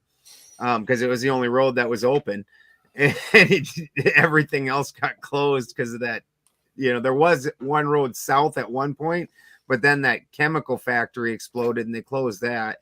So I just traveled the whole fucking country, and Minnesota had probably 5 times, maybe even 10 times as many Waltz Harris signs as anywhere else put together. Just like it was a lot. And I assumed that was like the Tim Waltz effect, because I mean he did put tampons in the boys' rooms in the schools, so that's important. I see how he could be the savior. Emily Moyer. So Heritage Americans in Minnesota, understanding who Tim Waltz is, knew to not vote in favor of Tim Waltzing across the White House lawn. Apparently by a drastic margin. 61, that's rough in a very solidly Democrat state. That's stiff. That's I've lost count. I've heard that word so many times tonight, but I thought the imperative word was silence. So it's like a silent but deadly fart that's wafting through the White House right now. And who dealt that's just Joe Biden. Old people smell like that. He probably forgot where the bathroom was. It happens. I had been seeing hello Coherence. I had been seeing reports, a lot of them, although who knows.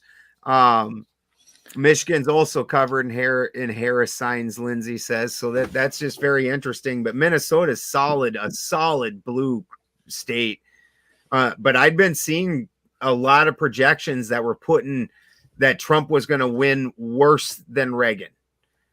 Like it was going to, and these weren't like, this wasn't like political people watching right wingers or anything. And they were projecting Trump worse than Reagan. That does bring up a point that we need to consider is the pollution aspect of these campaigns and all of the political signs as litter. And now the elections are closed, the polls are closed. We still have all these signs in people's yards. So if they could please go ahead and pick them up and put them in the trash can, dispose of them properly, the sooner the better. I still see some people have signs up from 4 years ago that they never took down. So if you guys could please clean up that trash, that'd be real great. Thank you. Also, if you could stop believing in politics, that'd be great. Yeah, I just want to point out that there are like over 3,000 people on YouTube that are live right now. So for all of you who are hanging out here with us, thank you. We do appreciate it. Really could be absolutely anywhere else. This is the most important election of your life. This is the most important stream of our lives as well. And I'm glad to be alive. I could have died 4 years ago, but I'm still alive. I'm a survivor of a pandemic situation. I don't know if we'll have another one. About to go into some Destiny's Child and Beyonce shit right there with the "I'm a survivor." Well, how did Country Album turn out? Did she win all the awards for that? She's won all the awards. Okay. And if she hasn't, there will be somebody who will interrupt an award ceremony to say that she should. have been given those awards. You know what's weird? The JoJo Siwa did not thank Beyonce when she got her award, and nobody's seen her since. It's been over 3 weeks. Huh.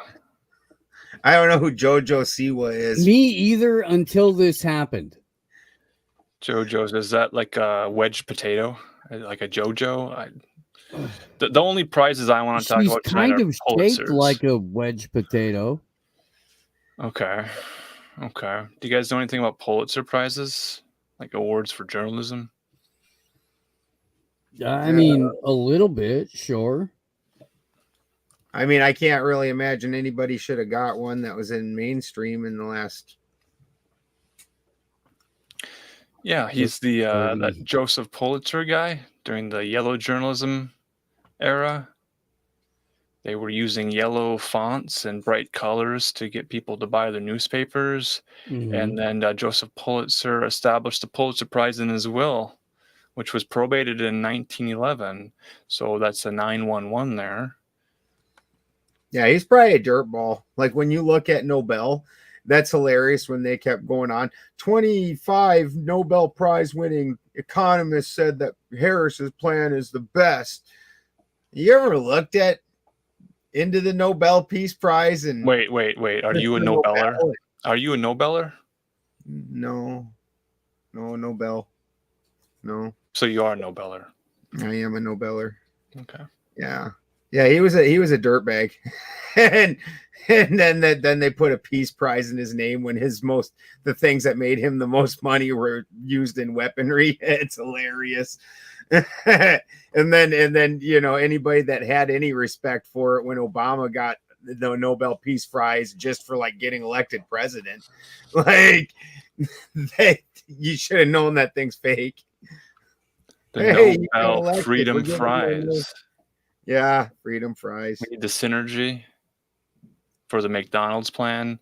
I think McDonald's said that they were going to offer chicken nuggets for like $2, bringing back that value meal menu. Chicken nuggets cost more than $2. Depends on how many you want.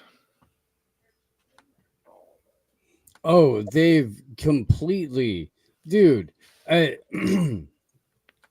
A couple of times here in the Bay Area, I have DoorDash. You're paying 3 times the price of an actual meal to have a peasant bring it to you. Like, it's kind of fucking wild. But a peasant will bring you your food if you want them to, if you pay 3 times over the cost of that meal. Are you showing your kitchen privilege, sir? Check your privilege. Not everybody has a kitchen to cook food in. Yeah, literally everyone has a kitchen to cook food in, especially if they live in the West. Yeah. Yeah. In fact, I was just traveling and living out the back of my truck, and we still cooked our own food. We had my damn little propane burner I use outside because when I'm making mead and doing alchemy and stuff, I don't want to make the house all nasty. Yeah. So I do it. I have a little propane burner outside, and we carried that and a couple pots, and that's a kitchen. We're firmly in the 21st century for the vast majority of people. Yeah. So kitchen privilege isn't a real thing, but no. But the opposite, DoorDash privilege, is that a real thing? It's not even a privilege thing. They spent the last 4 years confining people to their homes and making them think this is the only way that they can interact with people is by ordering things online and then having a no contact delivery. That's where people have been kind of boxed into. I remember this very distinctly because I had just moved to Vegas and they had just started to reopen up society, and I was spending the vast majority of my time in comedy clubs, and people did not know how to act in public for almost the first year. From February of 2022 to February of 2023, there was a very distinct and very, very enacted upon learning curve to remind people how they were supposed to behave in public settings. I've never seen anything before like it in my entire life. Likely and hopefully I never will. But it was freaking crazy. The way that people just acted out of pocket when they were let out again. Never seen anything like it, dude.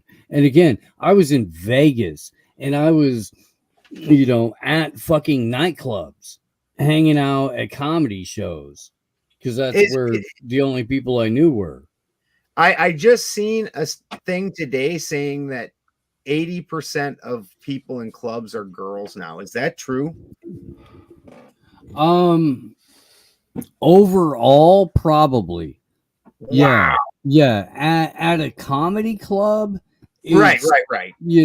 Probably like 60-40 girls to dudes, but still more chicks because they're all going out together, and you'll see. Do they get a group discount?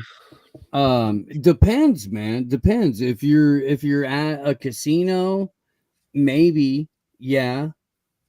If you just buy tickets at a comedy club, no. It's like a safety in numbers thing. All the girls have to go to the bathroom together. At a bar, that was total sausage fest. It was at least 2-to-1 guys. And you'll find that at a bar. But if it's someplace where there's entertainment happening, it's more skewed on the side of chicks.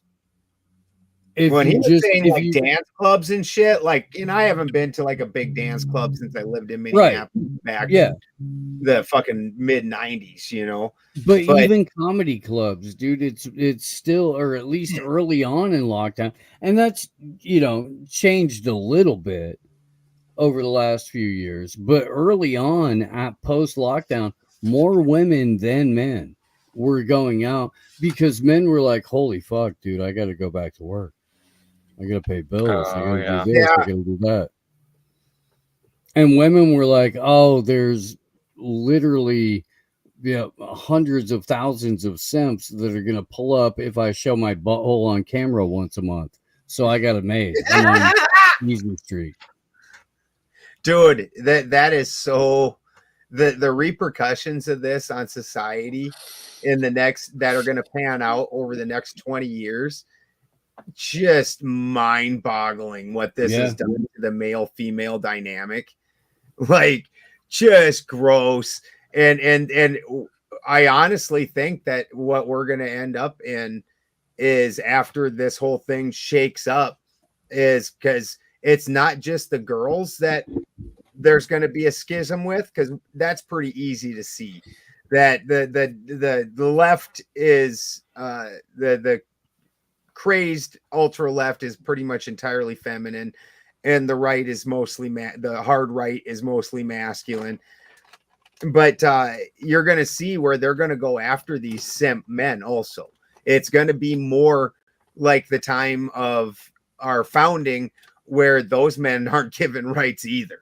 Like, no, dude, you don't get to talk either. I realize that you're going to agree with whatever the girls say, so that way you hope one of them will touch your pee-pee, but they're definitely going to friend zone you, dumbass. They'll be like, I don't know why, because they're not a lesbian, you cunt. Like, are there men who don't know what lesbians are? Yeah. Well, okay. I think there's a whole bunch of men who have spent the vast majority of their lives learning about women through a screen and never actually interacting with any of them in the wild. And I think we're about 20 years into that. Growing up in the 90s, there were the vast majority of superficial relationships that I had personally, but definitely the majority of the ones that I witnessed growing up were all people trying to act out what they saw on a movie screen or a TV screen in the first place. And now you have that in the palm of your hand 24 hours a day. How off base do you think the majority of these fucking clowns are, really? If that's what they have to go off of. You know, there's a significant shortage of men stepping up in the lives of other young men to be like, hey, dude, you're not doing that right. Because they're shamed for it. Just nodding my head. If you can't see me, it's going up and then it's going down and up and down, just nodding in agreement. Yeah, and then there's a long sigh. We've talked about this before, I think, on this show, but the role that the father plays as a parent has been so greatly diminished and pushed off to the side that it's no surprise that you have an entire generation of, you know, beta cuck ass fucking dorks who have been told by women how to be men. Mm-hmm. Now they're just shocked that they don't act like men, that they act like beta cucks, like, and that women don't like them. Like, it's weird, like crazy, almost like you should have maybe not listened and just started acting like a man. Like, it makes me cringe, all these super sissy guys, and they're always like, well, why are you wearing pants like that? Why are you wearing skinny jeans? Girls like it. Girls like dudes. You're a lesbian. Yeah. Yeah. You're an ugly lesbian, and that's why girls don't want to touch it. And what's really weird is just a couple of decades before, you weren't a man unless you had pants so wide that you could fit entire communities of homeless under them. I know you remember that shit, dude. I know you do. The Zubas. Janko jeans, real wide parachute pants. 48-inch freaking, pant cuffs. With suspenders hanging off of them that aren't over the shoulders, all the fashion suspenders and the chain wallets and all the fashions. Yeah. Yeah, but you weren't a man unless you had an entire tent civilization rocking itself up under your freaking pant legs. We went from that to, okay, the epitome of man is we need to see what religion you are through your jeans. Yes. Yes. You remember the where everybody made a big deal about how you rolled up the bottoms of your jeans? Oh yeah, dude, how you had it cuffed or pegged or whatever. Yeah, that said everything about you. Your shoelaces, what color shoelaces you had, said everything about you.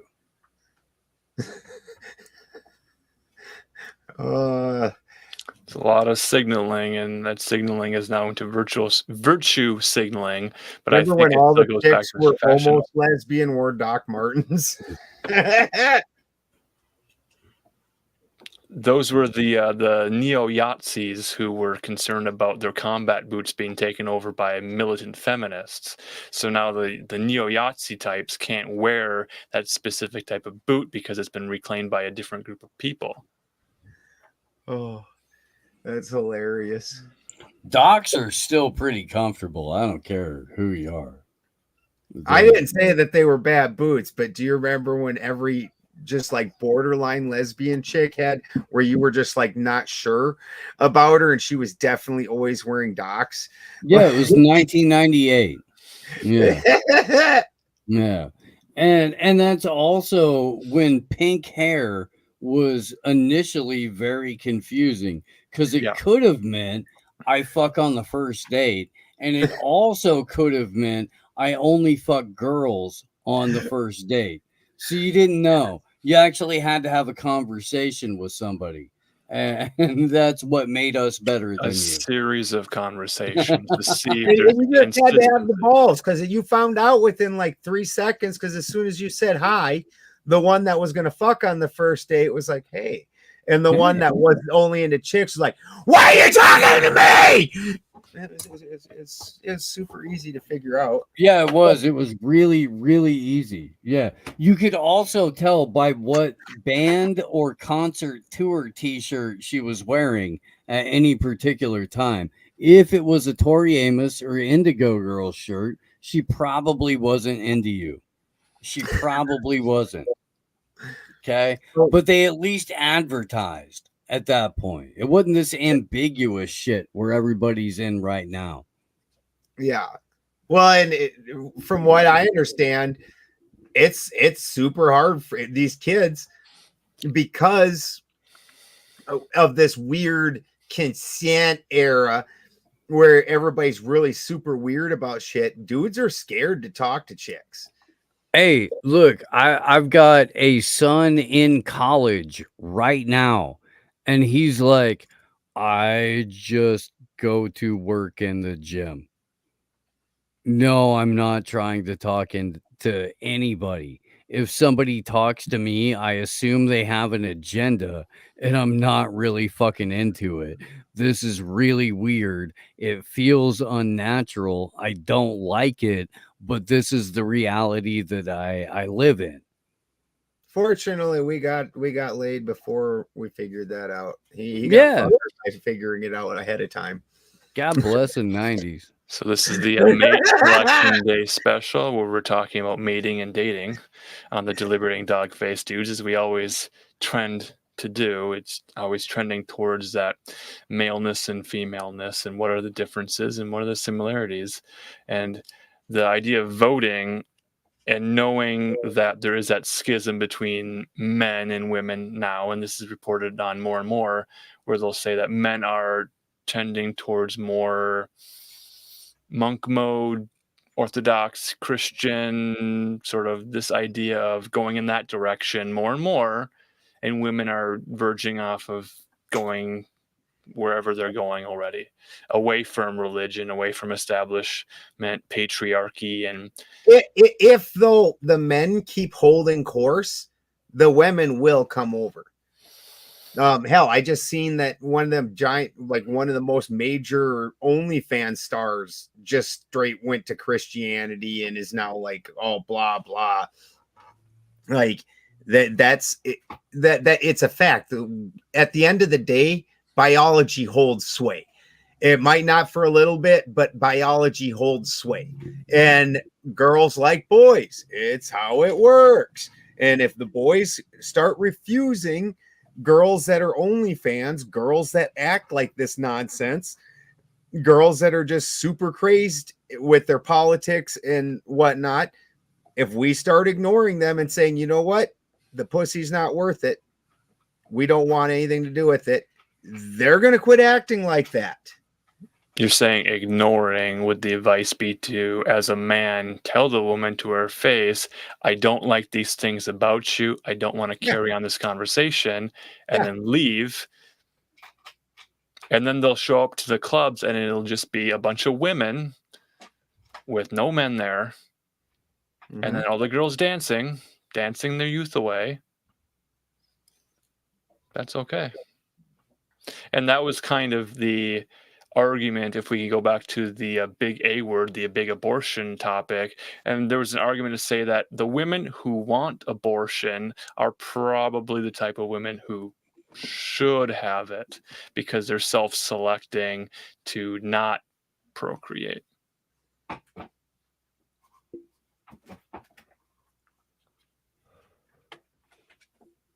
You know, I would say that overall, that's probably true. And I've definitely known women in my life who have self-admittedly used abortion as a form of birth control. I wouldn't want them to be mothers. I wouldn't be. They wouldn't want them to be mothers. They actively opted out of that multiple occasions. Mm-hmm. You know, that almost to me opens up the field for better moms to step in the first place. But the way the sheer numbers game works, it results in a lot of freaking dead kids in order to get there. And I'm not sure if that's a net positive. I'm really not. Well, in the general topic of self-correction or the system just balancing out itself, I don't know if we've gone as far out of bounds of the balance as we'll be, and then we'll just start self-correcting in the next 4 years from now. Are we going to be in a better place where we have more freedom? Truth is more freely expressed by everyone. Is that where we're trending towards? Absolutely not. And that's how you know that it's one party, one thing. It's just like 1984. It's the party. Is that neither of them actually makes things better. All the things that further empower them and further take things away from us, they all just stay there. None of them uses their executive order authority to just make things right. Like, it just doesn't happen. And they all pretend like the executive order thing, when the other team does it, is this crazy dictatorial thing, and it just started. And when their team does it, why don't they do it more? Blah blah. You know what? Presidential executive orders have been being used heavily in all of our lifetimes by all of the presidents. Heavily. Just because you didn't hear about it when Clinton was doing it, he was doing it. The guys before him were doing it. The guys after him were doing it. All of them doing it.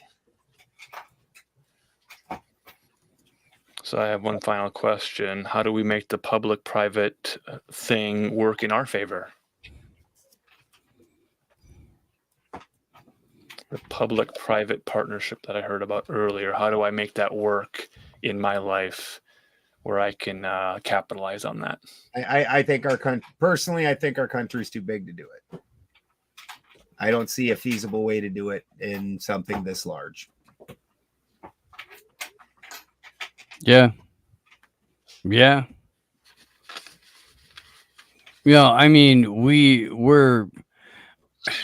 have over 30 executive orders that have been in effect since 1979 in the country right now.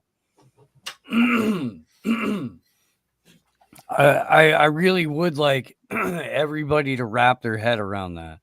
Since 1979, there are open and currently getting reaffirmed over 30 executive orders that do effectively have an impact on your day-to-day life. There are people who are watching right now who were born 20 years after that first current executive order was put into play. They have nothing to do with it. They have no say-so over whether or not it continues.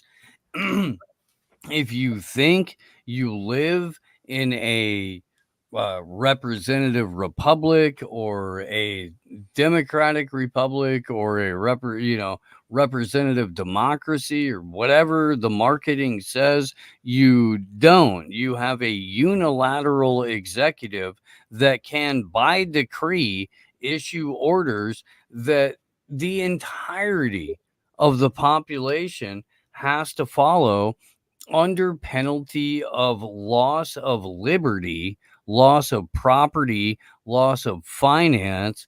And that's the end of the freaking story. You don't live in anything remotely resembling a republic or a democracy where the demos get to decide what it is. The University of Princeton proved this back in 2017, where they did a study that proved that even if 85% of the country wants something, if a very small majority of the country opposes it, it's never going to happen. You live in an oligarchy. You live under an international consortium of very, very, very rich people who hate you. And those very, very, very rich people who hate you are going to do everything they can to squeeze every last little penny out of you because they don't like to work. Because let's face it, work is hard.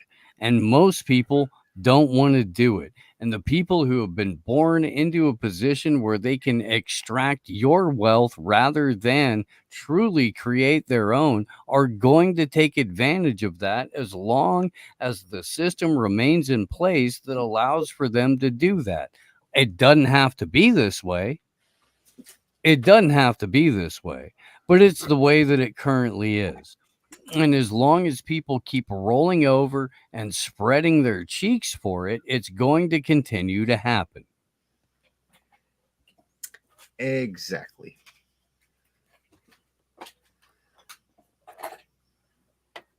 So maybe don't do that, I guess, is what I'm trying to say. Maybe stop. Just the fact that the federal government has become so empowered is absolute insanity. That this was in, and this is part of why a lot of people don't understand the Electoral College. The Electoral College exists because this was always supposed to be a union of individual states, which was much smaller governments, and the vast majority of the power was supposed to be inside each state and not the federal government. The federal government was mostly supposed to oversee interstate commerce and general defense of the state unions. It wasn't supposed to become such an overarching, powerful entity in and of itself.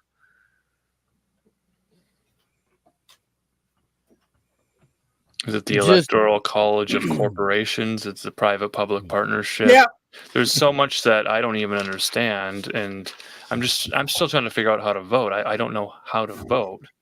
Well, currently they're showing us that Donald Trump has 230 electoral votes to Kamala Harris's 209 electoral votes.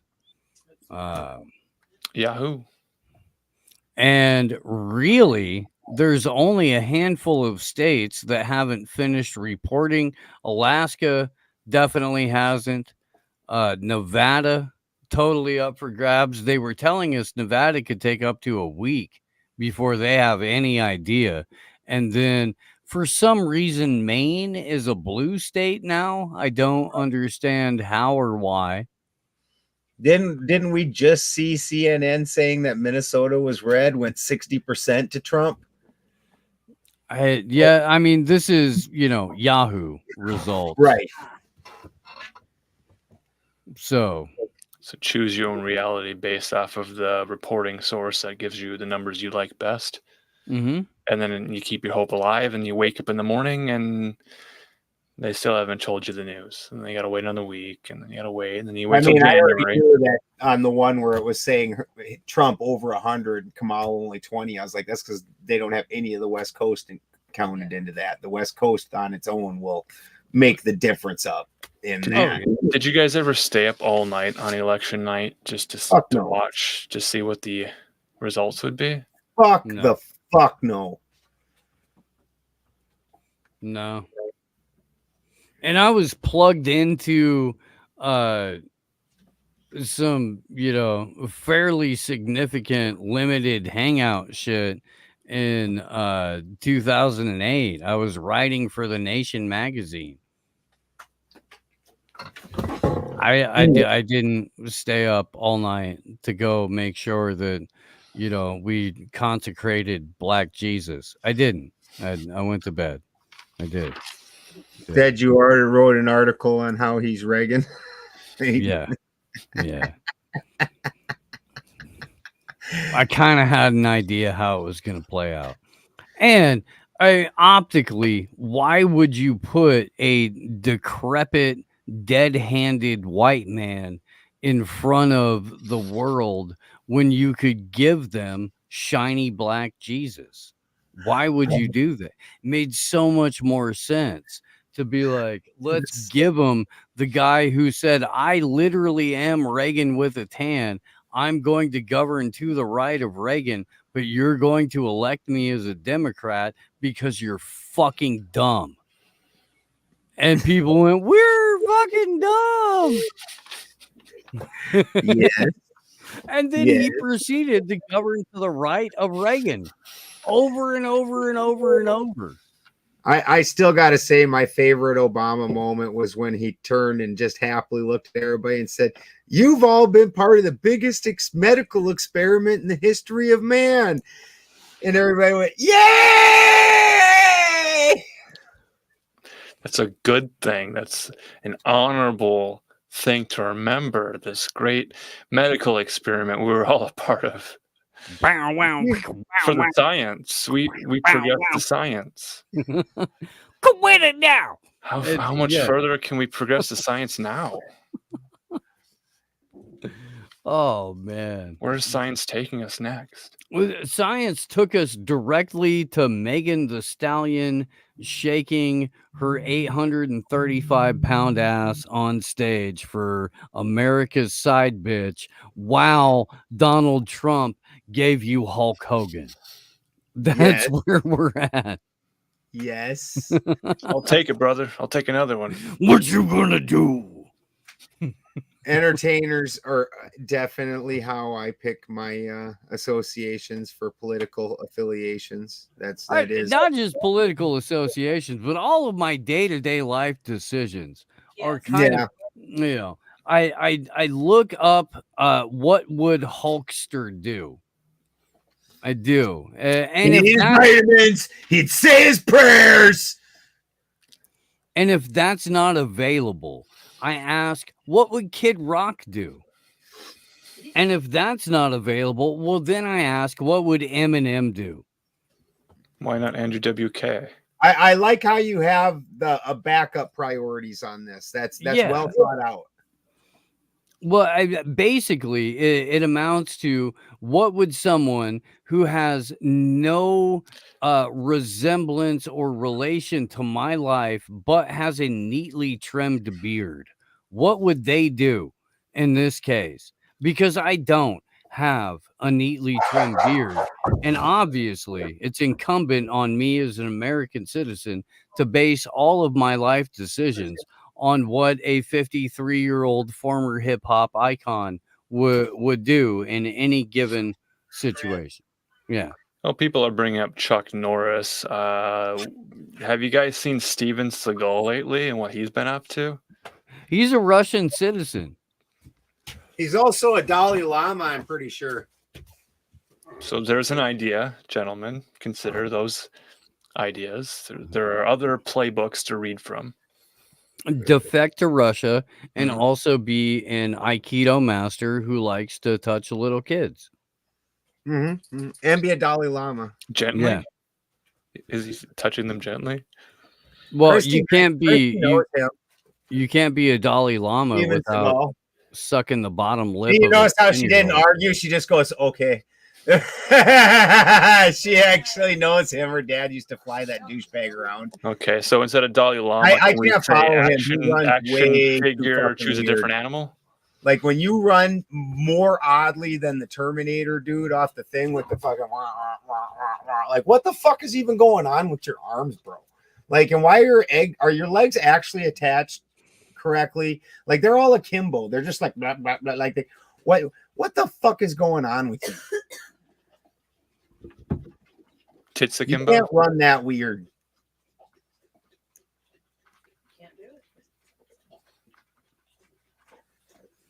I would just slowly jog away from him backwards and then watch him do that weird run and laugh. So, okay, before we kind of wind this down, or at least before I get out of here, because I have to bounce. Don't want to wind anyone up any more than they already are on election night. We're still sitting at 230 Trump, 209 Harris. There's a very likely chance that the majority of the uncalled swing states are going to go for Donald Trump. Now, the vast majority of the independent media has predicted a Trump victory for various reasons. I Right. think that, some of them are much more accurate than the others, but it does kind of look like at this point that we're going to see a Trump reboot. Well, honestly, let's be legitimately honest. There's a number of real reasons that I don't believe ever historically has the incumbent party on economic downturn, recession, such as we've been suffering, ever gotten the presidency on the next cycle. They changed candidates less than 6 months before the entire election, where most of these people are running for 4 years. She was a very unlikable candidate in the first place. And even when she tried running on her own, placed 8th in the Democratic clown car, and even in her own home state only picked up to 5th. Like, that's not a good uptick in your home state to jump up to 5th out of 8. And the end of the day, people were going to figure out that she's not black and things like that. Like, they tried playing the whole social cards for her also, and most of those don't hold up either. It's super weird. So she was not a good candidate, honestly. When they fully gave up on dementia for Joe, I kind of assumed that they were going to just call it on this one, knowing that they had no chance, that things went too badly, and they were going to let this one sit out and then try and push Newsom in the next cycle.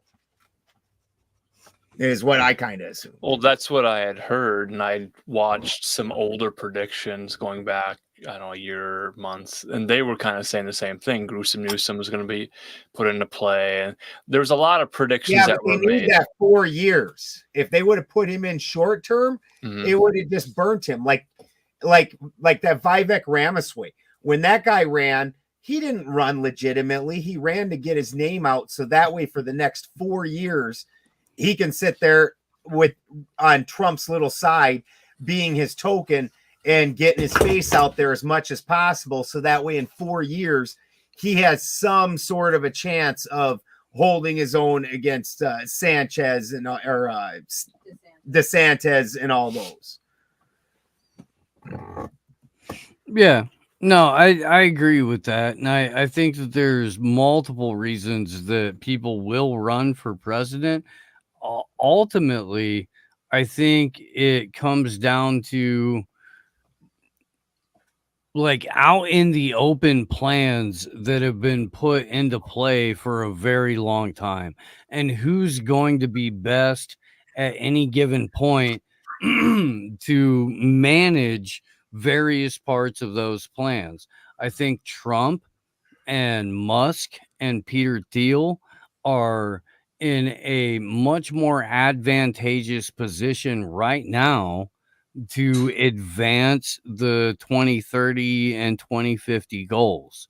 I think that, to your point, Gavin Newsom is going to be much better suited to come into play in 2028 so that the dork management team can be in charge for 2030. I think it makes negative amounts of sense to put Kamala Harris in charge of the country right now.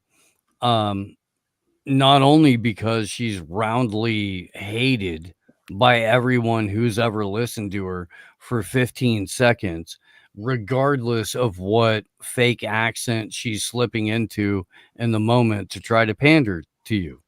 I think most people are like, no, dude, that's a Bay Area born, Canadian raised fake ass hoe. And everybody knows that she's Canadian raised and not really even an American, whatever that means, but also a fake ass hoe.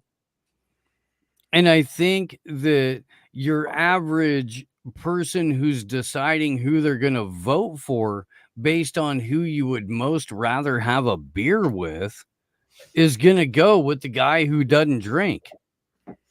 They've done that before. George Bush won an election based on, wouldn't you rather have a beer with this guy? And he'd been sober for a decade at that point. Yeah, and they're like, yeah, no, I would rather have a beer with the guy who doesn't drink than I would have a beer with the guy who doesn't relate to me. Kamala Harris is the most unrelatable clown on the freaking planet, and Americans are superficial retards. Yeah. By design. And this is only if we pretend that your vote counts. It doesn't count. What does count is your participation in a consent ritual for these bloodline pedophiles. So the more of you that they can get out there and get active in the process, the more permission they have to do the kinds of horrible crap that they unleash on us absolutely every day, to the point to where you're paying $8.99 for a dozen eggs. You're paying $20 for a tube of pink slime meat. Wait, what world is this? You know, but we live in it. It's the consent humiliation ritual, and our neighbors love to be ritually humiliated. As long as they think they're being humiliated less than you. Yes. Yes. And really, if the white population of America could just get past self-flagellating for 5 minutes, they might take back the country. Fuck. That's fair.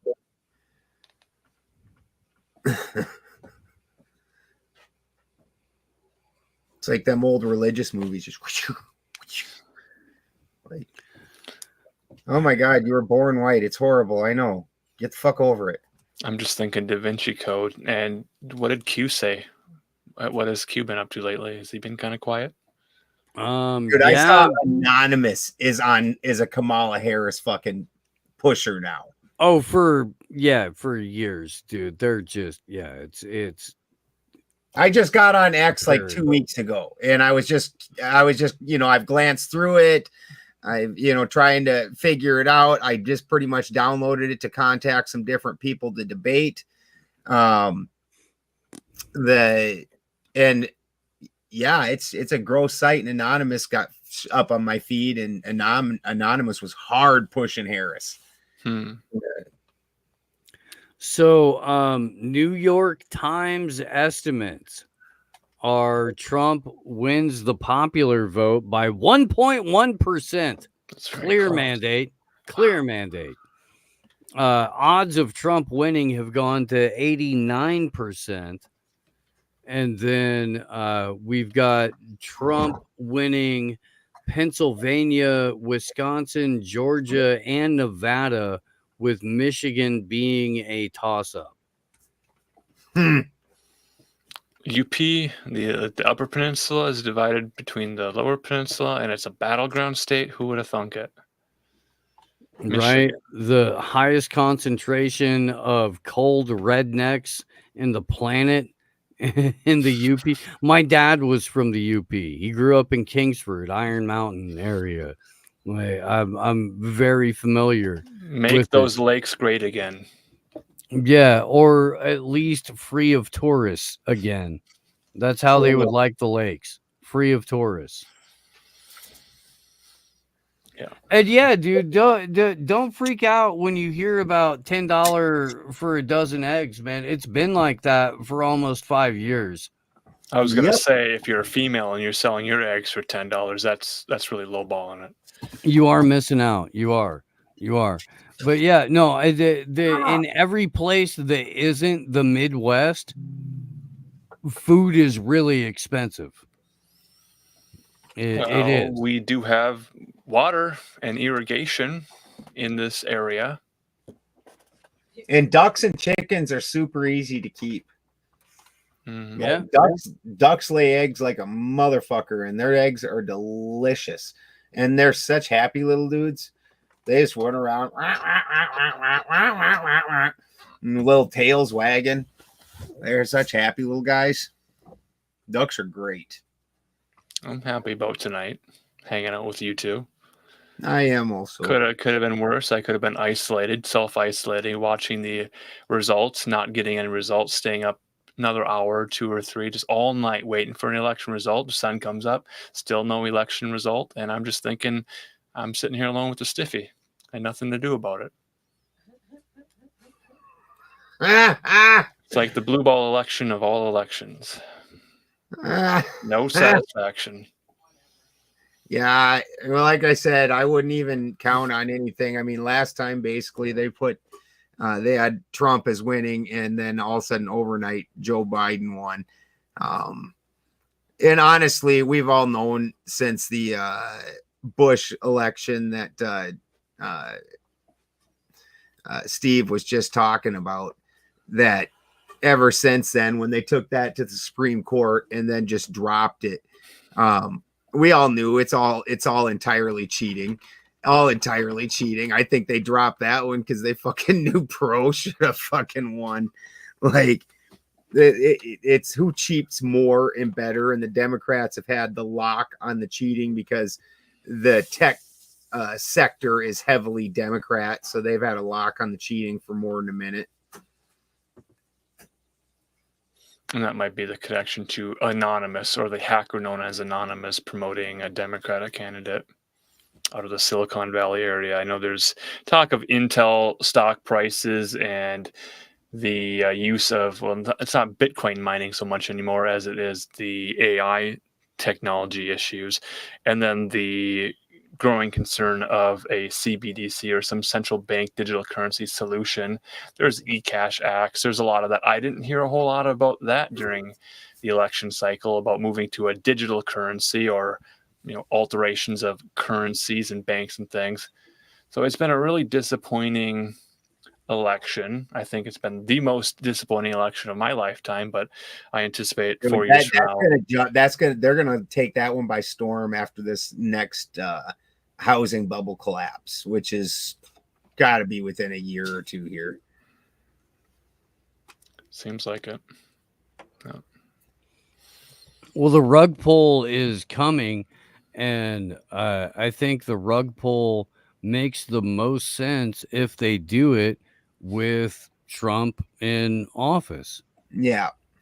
That's what'll give Newsom the boost to get him in office to do what they need to do for 2030. Yeah, that's I can see this. Well, Trump is the ultimate cuckifying agent too, man. He completely quieted down and silenced everybody on the right that would have and should have been up in arms about all of the lockdown nonsense and all of the mandate stuff, in the exact same way that Barack Obama put the anti-war left to sleep back in 2008, 2010, 2012. Trump is able to do the same sort of hypnosis on his base when it comes to legitimately standing up for what is supposed to be an inalienable right. Yeah. Is the rug pull maneuver the same as when you have a fully set table and you pull the dinner cloth out from underneath it? Yeah. You know what? Normally, yeah. But this one, I fully believe that the system's still up on stilts from the 2008 collapse. They literally just put their thumbs in the holes and pretended like they fixed it. And so honestly, under the same conditions, Wells Fargo is 20 times more upside down than Bear was. And when Bear started that whole collapse, they're 20 times more upside down. And so when the bubble breaks this time, there isn't no saving it. And I think that's probably when they'll just be like, oh, digital currency is the only answer. We got to switch currency. Yeah, it's much less a tablecloth pull, like you're referring to, Alan, than a rug pull, where the person standing on the rug gets upended ass over tea kettle and lands in a supine position, ready to get stomped on and fleeced. With the tablecloth pull, everything that was sitting on top of it remains sitting on top of it. That's not what is going to be taking place. I love mixing metaphors and confusing the metaphor further. So I'm just imagining, the tablecloth, the dinner napkins, all the fabric, anything that is fabric or cotton, any sort of textile just disappears. And then they look at you and say, there never was any fabric. There never was any textile. There never was a real economy. Now we're going to establish a real economy with a digital dollar, a central bank. You got to kill off too many people in order to pull that off. Too many people believe in fiat currency currently. You have to destroy their belief in fiat currency if you're going to present them a solution that appears better. So you have to burn it down in front of them in order to get them to believe in the next new thing. You could have done that. You could have 40 years ago, just coming out of the Cold War, Jimmy Carter, oil embargo, all that kind of stuff. You really could have convinced people that something like a CBDC was the way going forward. But Sure. you had to wait an additional 40 years until the technology caught up with it and you could actually implement it. And so now it's got to be a bait and switch rather than, or really a true calamity rather than just we're going to yank the tablecloth away and everything you knew is still there. It's just this one element has been changed. You have to change the entire composition of the thing at this point.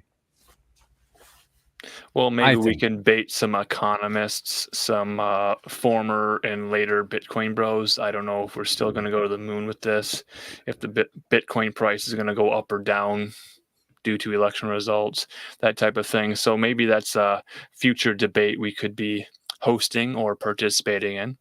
Heck yeah. I got to get out of here, though. Yeah. Love you guys. Pull the rug out from us. Next week, we're debating a hot one. We're debating Nico House and possibly friends on the. You hear that, Nico? Balderson thinks you're a hottie. Well, you know, he's a beautiful man.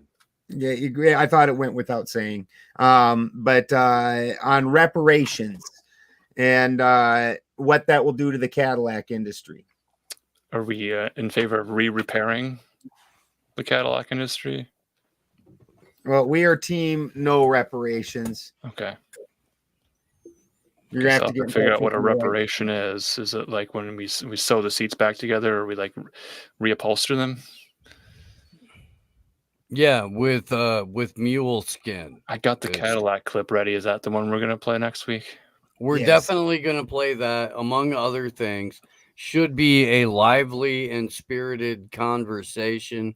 And I want to remember where that clip came from, because so many people have stolen that line. And I was like, no, I know Cedric the Entertainer is the one who said that shit first. I remember it.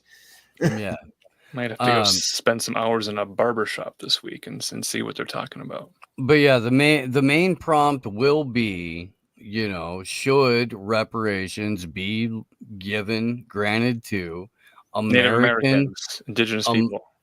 I would like to keep it confined to American descendants of slavery, to the ADOS community. It's specifically going to get narrowed down to somebody that in some way is able to trace their lineage back to having been brought here as a slave.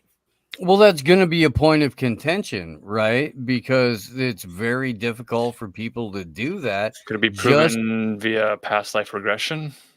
And we're gonna have to take a look at the U.S. economy, what adding this kind of influx and infusion of cash would do to it, how it would further devalue currency, how it would affect housing prices, cost of goods, all that kind of stuff.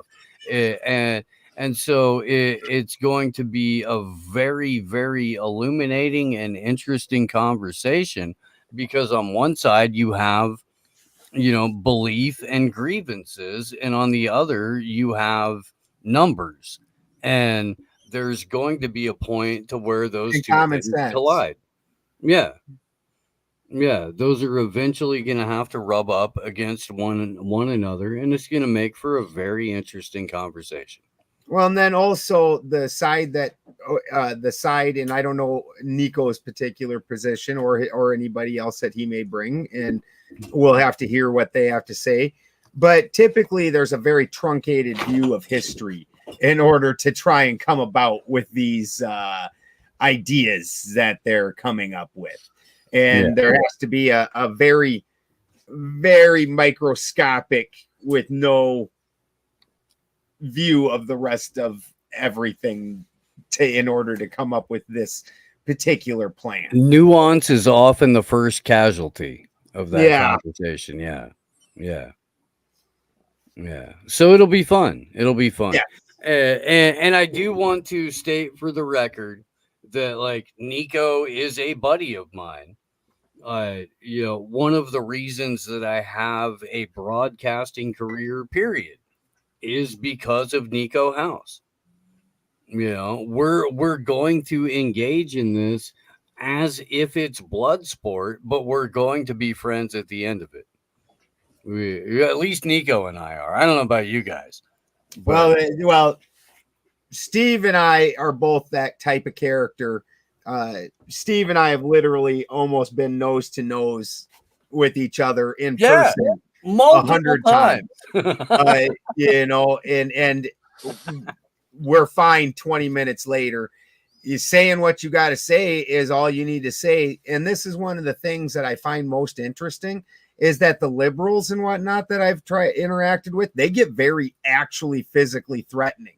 Like they will start throwing around threats, and you're like, we were having words. Use your words. Words and violence. Even if they're heated words, words are still just words. A fight is an entirely different thing, and words almost never require a fight. Like it's just how it is. Never once in your living room when we were having legitimate screaming matches at each other did I ever feel like I'm gonna have to throw hands. Yeah, I never felt like that. And that's and it should be like that. So words are not violence, rather words are compassion. We're talking it out. Ways by which you communicate ideas and or your position. If at some point that turns into something else, there usually is a formal declaration of now we're not just talking, you fucking crossed the line. Yes. And honestly, what's happened is now there's a breakdown in communication. That thing can't happen anymore. And now it's going to turn into something else. But most of us are adults and we can handle ourselves and not get, even if we're irritated, that doesn't mean that we're going to do something besides say words like that. That's just crazy. And you know what? We can defend our position heatedly and then in 20 minutes be just fine because we're not talking about that thing anymore. And I'm not defending that position. I was doing my job. Tell me, what's the word up? Word up. Right? Come on, baby. Yeah. No, I get it. I do. We'll sing this one out and pull the rug and hit the button. You guys See you are guys awesome. next week for some hate. We'll do it. Cheers, everyone.